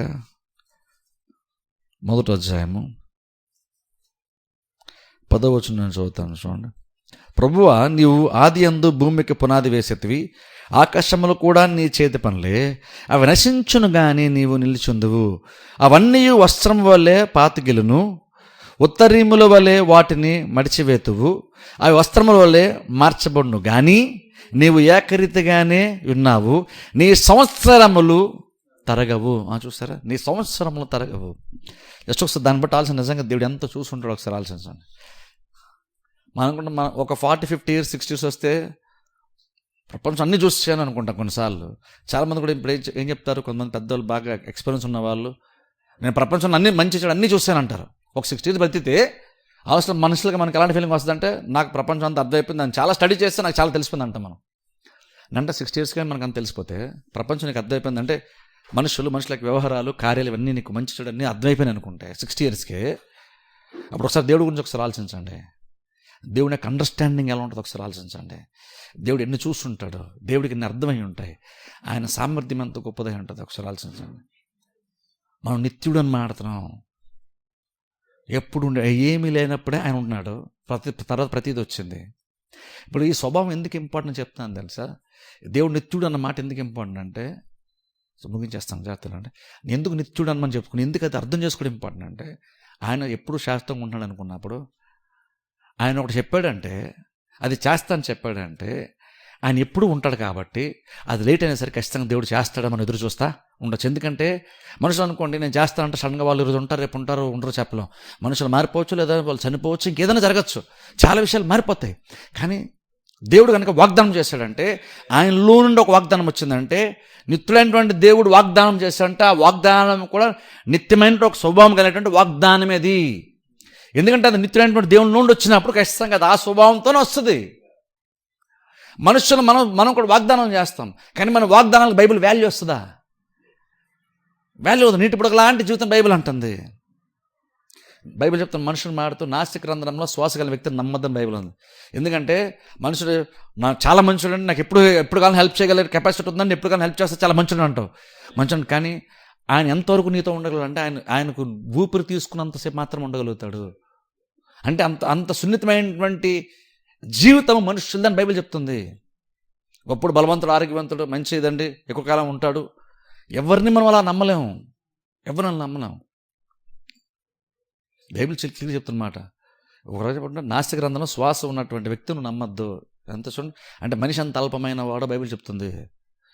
గాలి వచ్చి వెళ్తున్నటువంటివి, అది వచ్చి వెళ్తేనే, లేదా వెళ్ళింది మళ్ళీ వస్తేనే బ్రతకగలిగే వ్యక్తి నువ్వు నమ్ముతున్నావు ఏంటో బైబిల్ చెప్తుంది మనకి. మరి నీటి బుడ్డ లాంటి చూస్తుంది బైబిల్ చెప్తుంది. ఇలాంటి వాగ్దానం చేస్తాను చాలా సందర్భం మనం దాన్ని సీరియస్ తీసుకుంటాం. అమ్మ పోనీ చెప్పారండి చేస్తాను అంటాం. అప్పుడు అంటాం నిత్యుడైనటువంటి దేవుడు అన్నప్పుడు, ఆయనలో నిత్యమైనటువంటి ఒక వాగ్దానం స్థిరమంది వస్తున్నప్పుడు ఈయన చెప్పడం మాత్రమే కాదు, చేయగల సామర్థ్యం ఉంది. అది మాత్రమే కాదు, ఇంకెందుకు దాన్ని దాటి ఇంకెందుకు మనం నమ్మచ్చు అంటే, ఆయన చెప్పినట్టు ఎప్పుడు ఉండేవాడే కాబట్టి ఖచ్చితంగా ఏదో టైంలో ఖచ్చితంగా దేవుడు నెరవేరుస్తాడు. ఎందుకంటే ఎప్పుడు ఉంటాడు కాబట్టి, ఆయన ఎప్పుడు ఉండేవాడు కాబట్టి. అందుకనే దేవుని దగ్గర లేట్ అన్నది దేవుని దగ్గర ఉండదు. మనం లేట్ అంటాం కానీ దేవునికి అసలు లేట్ అన్నది దేవునికి ఉండదు. నిత్యం ఉండేటువంటి వాడికి లేటే ఉంటుంది.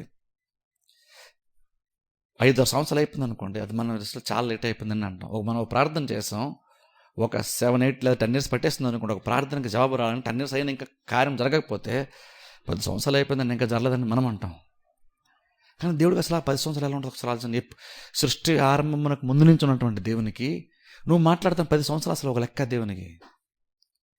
ఒకసారి చూడండి, ఇప్పుడు మనం ఉన్నాం, మన లైఫ్ ఒక 60-70 years అనుకుందాం. రోజుకి 24 గంటలు. 24 గంటలు కొన్నిసార్లు మనకి 2-3 నిమిషాలు మనకి పెద్ద లెక్క ఏమి కాదు కదా. 2 నిమిషాలు మనకు పెద్ద లెక్క. 3 minutes వెయిట్ చేద్దాం అనుకుంటే 3 minutes మనకి పెద్ద ఇష్యూ కాదు. 3 minutes కదా ఏముందని అనుకుంటాం మనం. కొన్నిసార్లు 3 నిమిషాలు కూడా అసలు ఎలా గడిచిపోయినా కూడా కొన్నిసార్లు మనం తెలియకుండా చాలానే ఎలా పడితే అలాగా సింపుల్గా చాలా క్యాజువల్గా ఎలా గడిచిందో తెలియకుండా కూడా గడిపేస్తాం 3 minutes ఒక్కోసారి మన లైఫ్లో. కొన్నిసార్లు ఆ 3 minutes నువ్వేం చేస్తాను అడిగితే పెద్దగా మనం చేసిందే ఉండదు, కానీ 3 minutes టైం స్పెండ్ చేస్తాం మనం. అంటే మనం నోటీస్ చేయకుండా కూడా వెళ్ళిపోయినంత అంత అల్పమైనటువంటి టైం లాగా మనం 3 minutes చూస్తాం. అంటే ఒకవేళ మనకు ఒక సంవత్సరం అనుకోండి, అది ఎక్కువ కాలం అనిపిస్తుంది మనకి. కానీ 3 నిమిషాలు అంటే అది మన పెద్ద లెక్క కాదు. ఇప్పుడు 60-70 సంవత్సరాలు 3 నిమిషాలు పెద్ద లెక్క కాదనుకున్నప్పుడు, తన లైఫ్ స్పాన్లో మనిషి యొక్క జీవితకాలంలో 3 నిమిషాలు పెద్ద లెక్క కాదనుకున్నాడు. నిత్యుడైనటువంటి దేవుడికి 10 years లెక్క అవుతుందా? సో దేవునికి అది లేట్ ఏమీ కాదు, దేవునికి అది ఆలస్యం కూడా కాదు. అది చాలా సింపుల్ దేవునికి. అంటే అలాంటి దేవుణ్ణి మనం సేవిస్తున్నామని చెప్తున్నాను నేను. అమరత్వం కలిగినటువంటి దేవుడు, ఎప్పుడు ఉండేటువంటి దేవుని మనం సేవిస్తున్నాం. ఆయన చివరి ఒక్క మాట చదువుకుందాం. అబ్రహాం దర్శనం చెప్పిన మాట ఒక్కటి చదువుకుని ముగించుకుందాం. అది కాండం 21 అధ్యాయం. అక్కడ చూడండి, అబ్రహాం కూడా ఇదే స్టేట్మెంట్ ఇచ్చాడు అక్కడ. అది చదువుకుని ముగించుకుందాం. అది కాండం 21 అధ్యాయము. అది కాండం 21:33. అది కాండం 21:33 వచ్చును. అబ్రహాము బెర్షెబాలో ఒక పిచ్చుల వృక్షము నాటి అక్కడ, గమనించండి, ఇక్కడ నిత్య దేవుడైన యెహోవా పేరట ప్రార్థన చేశాను.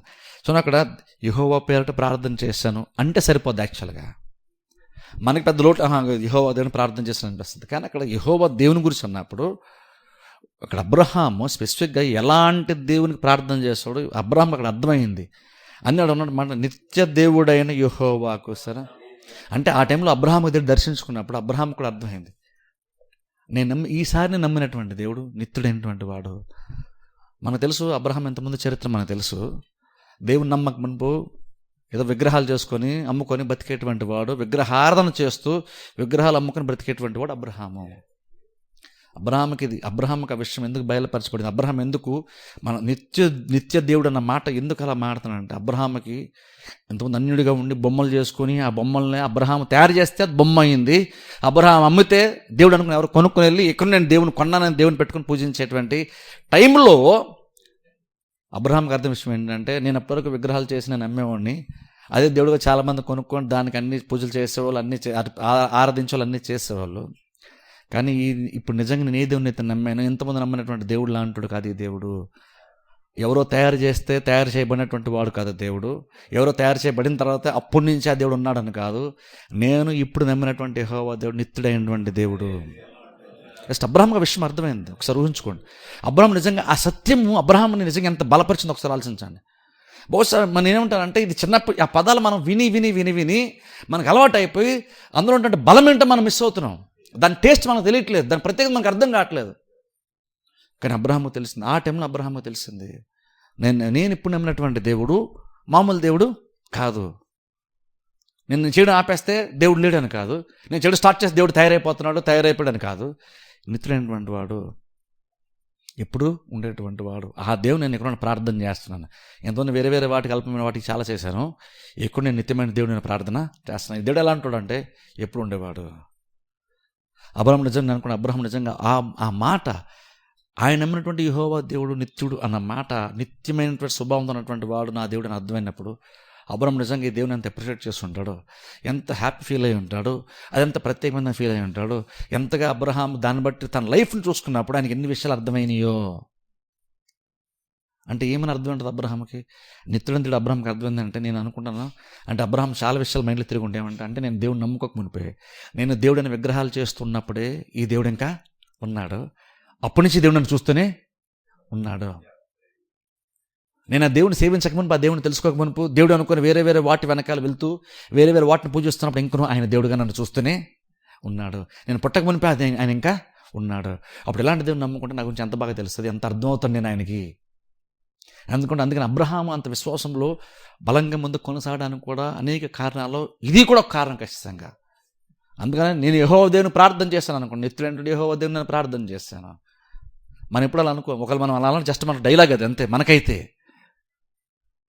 కానీ అబ్రహాం కదా జస్ట్ డైలాగు కాదు, బైబిల్లో ఆ పదాలు రాసినట్టు ఉండగా జస్ట్ డైలాగ్ కాదు అది. దేవుని మీద గొప్ప వివరించారు, కవిత్వంలో రాశారని కాదు, జస్ట్ వివరణ కాదు అది. అది వాళ్ళు దేవుడిని చూసినటువంటి విధానం అది. అందుకని చూడండి, అందుకే మన గురించి మనం పెద్దగా దేవునికి మనం కొత్తగా చెప్పుకునేదంటే ఏమీ లేదు. నీ ప్రాబ్లమ్స్ దేవునికి కొత్తగా నువ్వు చెప్పుకుంటే అవునా అనుకునేవాడు మన దేవుడు కాదు, ఆయనకి అన్నీ తెలుసు ఆల్రెడీ. ప్రపంచానంతని స్టార్ట్ చేసింది ఆయన. బైబిల్ చూస్తే ఒక టైంలో ఇందులో మనం చదివిన హెబ్రీపతి చదివినట్టుగా ముగించేది కూడా ఆయనే. ఒక దుప్పట్లాగా చాపలాగా భూమిని ఆకాశాన్ని మడత పెట్టేసేటువంటి ఆయన, ముగించేసేటువంటి ఆయన మన దేవుడు. అది ముగించిన అర్థం ఏంటంటే, అది ముగించిన తర్వాత కూడా ఇంకనూ ఆయన ఓ పక్కన అమరత్వంలో నివసించేటువంటి వాడు, ఎవరు మనుషులు వెళ్ళలేని చోట నివసించేటువంటి వాడు మన దేవుడు. మన దేవుడు అంత నిత్యుడైనటువంటి దేవుడు. అంటే అర్థం ఏంటంటే, నిత్యుడైన దేవుడు అంటే అర్థం ఏంటంటే, ఆయన నీకు దేవుడే, నీ తర్వాత తరానికి దేవుడే, తరతరాలకు ఆయన మనకి దేవుడు. అందుకే ఇప్పుడు చూడండి, ఇప్పుడు ఆ దేవుని అర్థం చేసుకున్నప్పుడు ఇప్పుడు ఆయన అంటే చూసారా, తల్లి మర్చిపోద్దామో నేను మర్చిపోను అన్నాడు దేవుడు. అనిపిస్తుంది అందులో మీనింగ్ ఏంటి అంటే, అందులో మీనింగ్ అంటే అదే అర్థం. నేను విడువన్న దేవుడు అంటే అర్థం ఏంటంటే, నేను ఎప్పుడు ఉంటాను కాబట్టి నేను వదిలేస్తాను, అది అసలు లేనే లేదు. ఇప్పుడు తల్లిదండ్రులు ఉంటారు, ఓ టైం ఉంటారు, ఓ టైంలో వాళ్ళు కూడా ఉండరు. వాళ్ళు నేను ఉన్నంతకాలం నేను జాగ్రత్త చూసుకుంటాను అంటారు, వాళ్ళు చూసుకుంటారు కూడా, కానీ వాళ్ళు ఉన్నంతకాలమే, తర్వాత కానీ మన దేవుడు నిత్యుడైనటువంటి వాడు. అందుకంటాను మనుషుల దాటి దేవుని ఎక్కువ నమ్మడం చాలా చాలా ఇంపార్టెంట్. ఎందుకంటే ఆయన నీకు దేవుడు అవుతాడు, నీ తర్వాత నీ పిల్లలు నమ్ముకుంటే వాళ్ళకు కూడా అదే దేవుడు. నువ్వు ఎగ్జాక్ట్ ఏ దేవుని నమ్మావో, నువ్వు నమ్ముతున్నప్పుడు ఆ దేవుడు ఎలా ఉన్నాడో, నీ తర్వాత వచ్చేటువంటి నీ తరానికి కూడా ఇంకొక దేవుడు అలాంటివాడే. ఇంకా మనం వెనక్కి వెళ్తే అంటాను, అబ్రహాము నమ్మినప్పుడు దేవుడు ఎలాగున్నాడో, ఎలాంటి దేవుడు ఎలాంటి స్వభావంతో ఉన్నాడో, ఇప్పుడు ఈ టైంలో జీవిస్తున్నట్టు నువ్వు నమ్మినప్పుడు కూడా ఇంకో ఆయన అదే స్వభావంతో ఆయన ఉన్నాడు. జస్ట్ ఊహించండి, ఎన్ని తరాలు సేవించారు, చాలామంది వేల సంవత్సరాలను సేవిస్తూ వచ్చారు ఎన్ని తరాలు, ఇంకను ఆయన ఎటువంటి మార్పు లేదు, అని ఇప్పుడు అలాగనే ఉన్నాడు. అది ఆలోచించండి, నిజంగా ఎంత లోతైన విషయం అది. ఎప్పుడు మారడు. అబ్రహాము నమ్మినప్పుడు అదే దేవుడు, ఇప్పుడు నువ్వు నమ్ముతున్నప్పుడు కూడా ఇంకా అదే దేవుడు. అలాగ ఉన్నాడు, కొంచెం కూడా మార్పే లేదు, ఎప్పుడు అలా ఉన్నటువంటి దేవుడు. అబ్రహాము నమ్మినటువంటి దేవుడు మనం నమ్ముతున్నట్టు అసలు ఎంత గొప్ప విశ్వాసాలు ఆలోచించండి. అబ్రహామును అంత గొప్ప ఆశీర్వదించాడు కదా. అప్పుడు దీవించే విషయంలో, మన ప్రార్థన ఆలకించే విషయంలో, నేను నీకు కేడెమును దుర్గము ఉంటాను, నువ్వు భయపడదని చెప్పాడు దేవుడు. నువ్వు దీని నుంచి వర్రీ అవుతావు, దాని నుంచి వర్రీ అవుతున్నావు, నువ్వు వర్రీ అవ్వాల్సిన పని లేదని అబ్రహాముని ఎప్పటికప్పుడే అన్ని విషయాల్లో బలపరచాడు దేవుడు. మనల్ని కూడా ఇప్పటికీ ఖచ్చితంగా బలపరుస్తాడు. ఎందుకంటే ఆయన మార్పు లేడు, ఎప్పుడు ఉండేటువంటి వాడు. ఎందుకంటాను మన గురించి మొత్తం ఆయనకి బాగా తెలుసు. ఎందుకంటాను నిన్ను ఆయన అర్థం చేసుకున్నందుకు ప్రపంచంలో ఎవరు మనల్ని అర్థం చేసుకోరు. ఎందుకంటాను నువ్వు మనుషులకైతే నువ్వు ప్రతిదీ ఎక్స్ప్లెయిన్ చేసుకోవాలి. నీ గురించి వాళ్ళు చెడుగా చెప్పినప్పుడు, లేదు నా ఉద్దేశంతో కాదు, ఈ ఉద్దేశం దాన్ని నువ్వు వాళ్ళ దగ్గరికి మంచి ప్రశ్న కావాలంటే బోల్డ్ ఎక్స్ప్లెయిన్ చేస్తే కానీ మనిషి కన్విన్స్ అవ్వడు. ఎందుకంటే వాళ్ళకి చాలా విషయాలు తెలియదు కాబట్టి ప్రతిదీ మనం చెప్పుకోవాల్సి వస్తుంది. అందులో కూడా మనకు చాలా ఫ్రస్ట్రేషన్ ఉంటుంది. చెప్పుకుంటేమో మన గురించి గొప్పగా చెప్పుకున్నాను ఒక ఫీలింగ్, చెప్పుకోపోతే మనం చెడ్డగా అనుకుంటారు ఇంకో ఫీలింగ్. ఇవన్నీ మనుషుల దగ్గరికి వచ్చేసరికి మనకి అవన్నీ బోల్డ్ ఉంటాయి, మనకి ఇలాంటివన్నీ కూడా ప్రాబ్లమ్స్ అన్నీ. కానీ దేవుని దగ్గరికి వచ్చేసరికి నువ్వు అసలు ఏమి చెప్పాల్సిన అవసరమే లేదు. నిజం ఆయనకి బాగా తెలుసు, ఆయన బాగా తెలుసు, మనం ఏం చెప్పాల్సిన అవసరం ఆయనకి లేదు. అలాంటి దేవుని మనం సేవిస్తున్నాం అంటున్నా. అప్పుడు దాన్ని బట్టి ఆలోచించండి, నిజంగా మనం ఎంత ధైర్యంగా మనం ఉండాలి. అంత గొప్ప దేవుని మనం సేవిస్తున్నాం. నువ్వు ఏది కొత్తగా చెప్పుకోవాల్సిన అవసరం ఏమీ ఆయన దగ్గర లేదు. ఆయన ఎప్పుడు ఉన్నటువంటి అన్ని కాలాలు ఉన్నటువంటి వాడు. నిన్న నువ్వు నమ్మేవంటే పరిస్థితులు మారిపోవచ్చు, మనుషులు మారిపోవచ్చు, నువ్వు ఇంకను ఈ రోజు కూడా నువ్వు ఆయన నమ్మచ్చు. ఈ రోజు నమ్ముతున్నప్పుడు ఇంకోటి గ్యారెంటీ కూడా చెప్పచ్చు, నేను రేపు కూడా ఆయన ఇంకా నమ్మకంతోనే ముందుకు నేను వెళ్తూ ఉండొచ్చు. ఈరోజు అన్నీ మారిపోవచ్చు, నా పరిస్థితులు మారిపోవచ్చు, ఇప్పుడు ఇంకా చెప్పడం నేనే మారిపోవచ్చు, కానీ ఇంకా ఆయన అయితే మారడు. ఇది ఇంకా ఎక్స్ట్రీమ్. మనుషులు మారిపోతారేమో అంటున్నావు, కానీ నేను మారిపోయినా సరే, నువ్వు మారిపోయినా సరే, నువ్వు నమ్మినట్టు దేవుడు మాత్రం ఇంకాను మారడు. అంత శాశ్వతమైన, అంత స్థిరమైన వాడు. ఎందుకంటాను, దేని మీద ఆధారపడడం ఎంతైనా మంచిది అంటాను. ఎందుకంటే ఆయన ఎటువంటి మార్పు లేదు, చాలా నివసించేవాడు, తరతరాలు ఉండేటువంటి వాడు. అందుకనే మనం దేవుని సేవించడం అంత ఇంపార్టెంట్, మన తర్వాత సంతతి సేవించడం అంత ఇంపార్టెంట్. ఎందుకంటే ఆ దేవుడు నీ ఒక్కడికే దేవుడు కాదు, నీ ఒక్క తరానికి దేవుడు కాదు, తరతరాలు దేవుడు. అలాంటి మంచి దేవుని మనం నెక్స్ట్ తరాన్ని మనం అందించగలిగామంటేనే నువ్వు గొప్ప స్వాస్థ్యాన్ని నువ్వు నెక్స్ట్ తరాన్ని నువ్వు ఇచ్చిన అర్థం. నువ్వు వాస్తవపోవచ్చు, అంతస్తులోకపోవచ్చు, నువ్వు అది కనుక విశ్వాసం మనకు అవ్వగలిగితే, నువ్వు నమ్మినటువంటి దేవుడు ఎలా అంటాడో తర్వాత తరం చెప్పగలిగితే చాలు, అదే గొప్ప స్వాస్థ్యం అనే పిల్లలకి ఇచ్చేటువంటి స్వాస్థ్యం అవుతుంది అది. ఎందుకంటే అన్నీ మారిపోతే ఆయన ఖచ్చితంగా మారడు, అది మాత్రం గ్యారంటీ. అలాంటి దేవుని మనం సేవిస్తున్నప్పుడు ఒకసారి ఆలోచించినప్పుడు మనం ఎంత ధైర్యంగా ఉండగలం, ఎంత కెపాసిటీ మనకు ఉంది ధైర్యంగా బ్రతకడానికి. ఎందుకు అనుకుంటాను, అవన్నీ అబ్రహాం లాంటి వాళ్ళకి, మోషే లాంటి వాళ్ళకి అర్థమైంది కాబట్టి వాళ్ళు ధైర్యంగా ఉన్నారు అంటే మనం కూడా అర్థం చేస్తున్నాం. మన దేవుడు నిన్న మొన్న వచ్చినటువంటి దేవుడు కాదు, ఆయనకి అప్డేట్లు అవసరం లేదు. మనుషులు తయారు చేసిన ప్రతిదానికి అప్డేట్స్ అవసరం. సెల్ ఫోన్లకి, ఆండ్రాయిడ్స్కి, విండోస్కి, ప్రతి సాఫ్ట్వేర్కి, ప్రతి టెక్నాలజీకి అప్డేట్ అవసరం. ఈవెన్ ఫిజికల్ మెడిసిన్స్ కూడా అప్డేట్ అవసరం. ట్రీట్మెంట్ విషయానికి వచ్చిన అప్డేట్స్ అవసరం. కానీ ఫుల్ అప్డేట్ అడగండి, మార్పు అవసరం లేకుండా ఎప్పుడు ఒకేలాగా ఉండేటువంటి వాడు. సృష్టి మొదటి దినం ఎలాగ ఉన్నాడో ఇప్పటికీ అలాగ ఉంటాడు. అలాగనే అవుట్డేటెడ్ కూడా కాదు ఆయన, అవుట్డేటెడ్ కాదు, అంత పర్ఫెక్ట్గా పరిపూర్ణంగా ఉండేటువంటి వాడు మన దేవుడు. నిత్యుడైనటువంటి దేవుడు, శాశ్వతం ఉండేటువంటి దేవుడు, యుగయుగములు ఉండేటువంటి దేవుడు, నిత్యుడగు దేవుడు మన దేవుడు. అలాంటి దేవుడు మనం సేవిస్తున్నాం. దేవుణ్ణి దేనికి స్వభావం అర్థం చేసుకుందాం, ఆయన సేవిద్దాం. సేవించిన ముందుకు సాగిపోతుంది. ఎందుకంటే ఎప్పటికీ మారడు. నువ్వు రాత్రి పడుకుంటావు, అనేక కాలతో పడుకుంటా, తెల్లాలేస్తావు, ఇంకో అదే దేవుడు. ఒకసారి ఆలోచించండి, రాత్రి నువ్వు మారిపోవచ్చు, రాత్రి నీ మైండ్ సెట్ మారిపోవచ్చు, అని విశ్వాసంలో కొంచెం అప్స్ అండ్ డౌన్స్ అయిపోవచ్చు. కానీ తెల్లారు లేచాక నీకు ఒక నిరీక్షణ ఏంటి తెలుసా, ఆయన మాత్రం మారడు. అదో నిరీక్షణ. మనకి రోజులు చాలా మారిపోతాయి, మన చుట్టూ చూస్తుంది చాలా మారిపోతుంది. కానీ వాడు గ్యారెంటీ, నువ్వు తెల్లారు లేచి భూమి మీద నువ్వు మంచి మీద భూమి మీద కాలు పట్టగానే మార్పు లేకుండా ఉండేటువంటి గ్యారంటీగా ఒకటి ఉంది, ఒక ఆయన ఆయనే దేవుడు, నిత్యం ఉండేటువంటి వాడు. ఎందుకంటే ఆయన మీద ఆధారపడ్డా, అందుకని అంత ఇంపార్టెంట్. ఎందుకంటే మారడు, మాకు అవసరం లేదు, నిత్యం ఉంటాడు. చాలా చూశాడు, అందులో నిన్ను కూడా ప్రత్యేకంగా చూస్తున్నాడు, నీ గురించి అర్థం చేసుకున్నాడు. కాలాల సమయాలు ఆయన స్వాధీనం ఉన్నాయి, ఎప్పుడేం చేయడానికి బాగా తెలుసు. టైం మనకు ఖచ్చితంగా దేవుడు ప్రతి కార్యాన్ని నెరవేరుస్తాడు. దేవుడు నిత్యం ఉండేటువంటి వాడు. అబ్రహాము సేవించిన అదే దేవుడు మనం సేవిస్తున్నాం. అనాది దేవుడు అని బైబిల్ చెప్తుంది మన దేవుని గురించి, నిత్యము ఉండేవాడు. ప్రార్థన చేస్తాను, అందరూ తల వంచి కలిసి నేను చిన్న ప్రార్థన చేస్తాను. మమ్మల్ని మిక్కిలిగా ప్రేమిస్తున్న పరమ తండ్రి, పరిశుద్ధ దేవ, నీ పరిశుద్ధమైన శ్రేష్ఠ నామం నాకు వందనములు, స్తోత్రాలు చెల్లిస్తున్నాం ప్రభువా. రాత్రికాల సమయంలో ప్రభు మీరు ఇచ్చిన మాటలను బట్టి మీకు వందనాలు. నువ్వు కేవలం దేవుడు మాత్రమే కాదు కానీ ప్రభా, నువ్వు నిత్యుడగు దేవుడు అన్న విషయాన్ని, నిత్యము ప్రభా ఉండేటువంటి వాడవని, నీ సంవత్సరములకు అంతం లేదని, నీకు ఆది అంతం లేనటువంటి వాడవని, నీవే అల్ఫా ఒమేగావని ప్రభా మేము గ్రహించడానికి మీరు మాకు ఇచ్చిన మాటలను బట్టి మీకు స్తోత్రాలు ప్రభా. నిజంగా ప్రభా, మీ యొక్క ఉన్నతమైనటువంటి ప్రభా, మీ యొక్క స్వభావాన్ని, మీ లక్షణాన్ని మేము అర్థం చేసుకొని ప్రభా, ఆ మాటలు మా హృదయాలు భద్రపరుచుకొని మిమ్మల్ని బట్టి ప్రభు లోకల మీద ధైర్యంగా బ్రతకడానికి మాకు సహాయం చేయమని ప్రార్థిస్తున్నాం. వెతబడిన వాక్యాన్ని ఫలింపచేయండి, దీవించండి, ఆశీర్వదించమని ప్రార్థిస్తున్నాం. వచ్చిన ప్రతి బిడ్డని ప్రభు దీవించండి. వాక్యం పట్ల ప్రభు బిడ్డలంతగా ఆసక్తి కలిగి వచ్చి ఉండగా బిడ్డలందరినీ మీరు దీవించండి, ఆశీర్వదించండి. ఎంగిన ప్రభా, వారి పరిస్థితులన్నింటినీ ప్రభు సమర్థవంతంగా ఎదుర్కొని మంచి స్థితిలో ప్రభు ఉండడానికి వాళ్ళకి ఎంతైతే విశ్వాస బలం అవసరమో, ఆత్మీయ బలం అవసరమో, ఆ బలమునకు అవసరమైనటువంటి ప్రభు ఆత్మీయ ఆహారాన్ని ప్రభు నీ బిడ్డలు మీరు సిద్ధపరిచి వారికి అవసరమైన అనుదిన ఆహారాన్ని ప్రభు ఎప్పటికప్పుడు వారికి అనుగ్రహించమని ప్రార్థిస్తున్నాం. విత్తబడిన వాక్యాన్ని ఫలింపచేయండి, దీవించండి ప్రభా. నిజంగా ప్రభా, నీలాంటి ఒక ప్రత్యేకమైన స్వభావం కలిగినటువంటి వాడవంటి ప్రభు నిన్ను మేము దేవుడిగా సేవించడం ఎంతో గొప్ప భాగ్యము, ఎంతో గొప్ప ధన్యత ప్రభా. తరతరములో యుగములు మానటువంటి దేవుడవు, అన్ని యుగాల్లో ఉండేటువంటి దేవుడవు ప్రభా. మమ్మల్ని ప్రభు ఈ లోకములు మాత్రమే కాదు కానీ తండ్రి, ఈ లోకం మేము చాలించి ప్రభా, మేము చనిపోయి ప్రభా పరలోకం వెళ్తున్నప్పుడు కూడా అక్కడ కూడా ఇంకో నువ్వు మాకు దేవుడిగా ఉండి ప్రభా, మమ్మల్ని విడిచిపెట్టకుండా మమ్మల్ని చేయబట్టి నడిపిస్తున్నందుకు మీకు స్తోత్రాలు వందనాలు చెల్లిస్తున్నాం ప్రభా. మీరేమైనారు దాన్ని బట్టి అంతటి బట్టి ప్రభు మీకు వందనములు స్తోత్రాలు చెల్లిస్తున్నాం. ఇంకా ప్రభు మీలో బలంగా మేము కొనసాగడానికి మాకు సహాయం చేయండి, మీ వాక్యాన్ని దయచేయండి. వచ్చిన ప్రతి ఒక్కరిని మీరు దీవించి ఆశీర్వదించమని యేసుక్రీస్తు నామమున ప్రార్థిస్తున్న మా పరమ తండ్రి, ఆమేన్.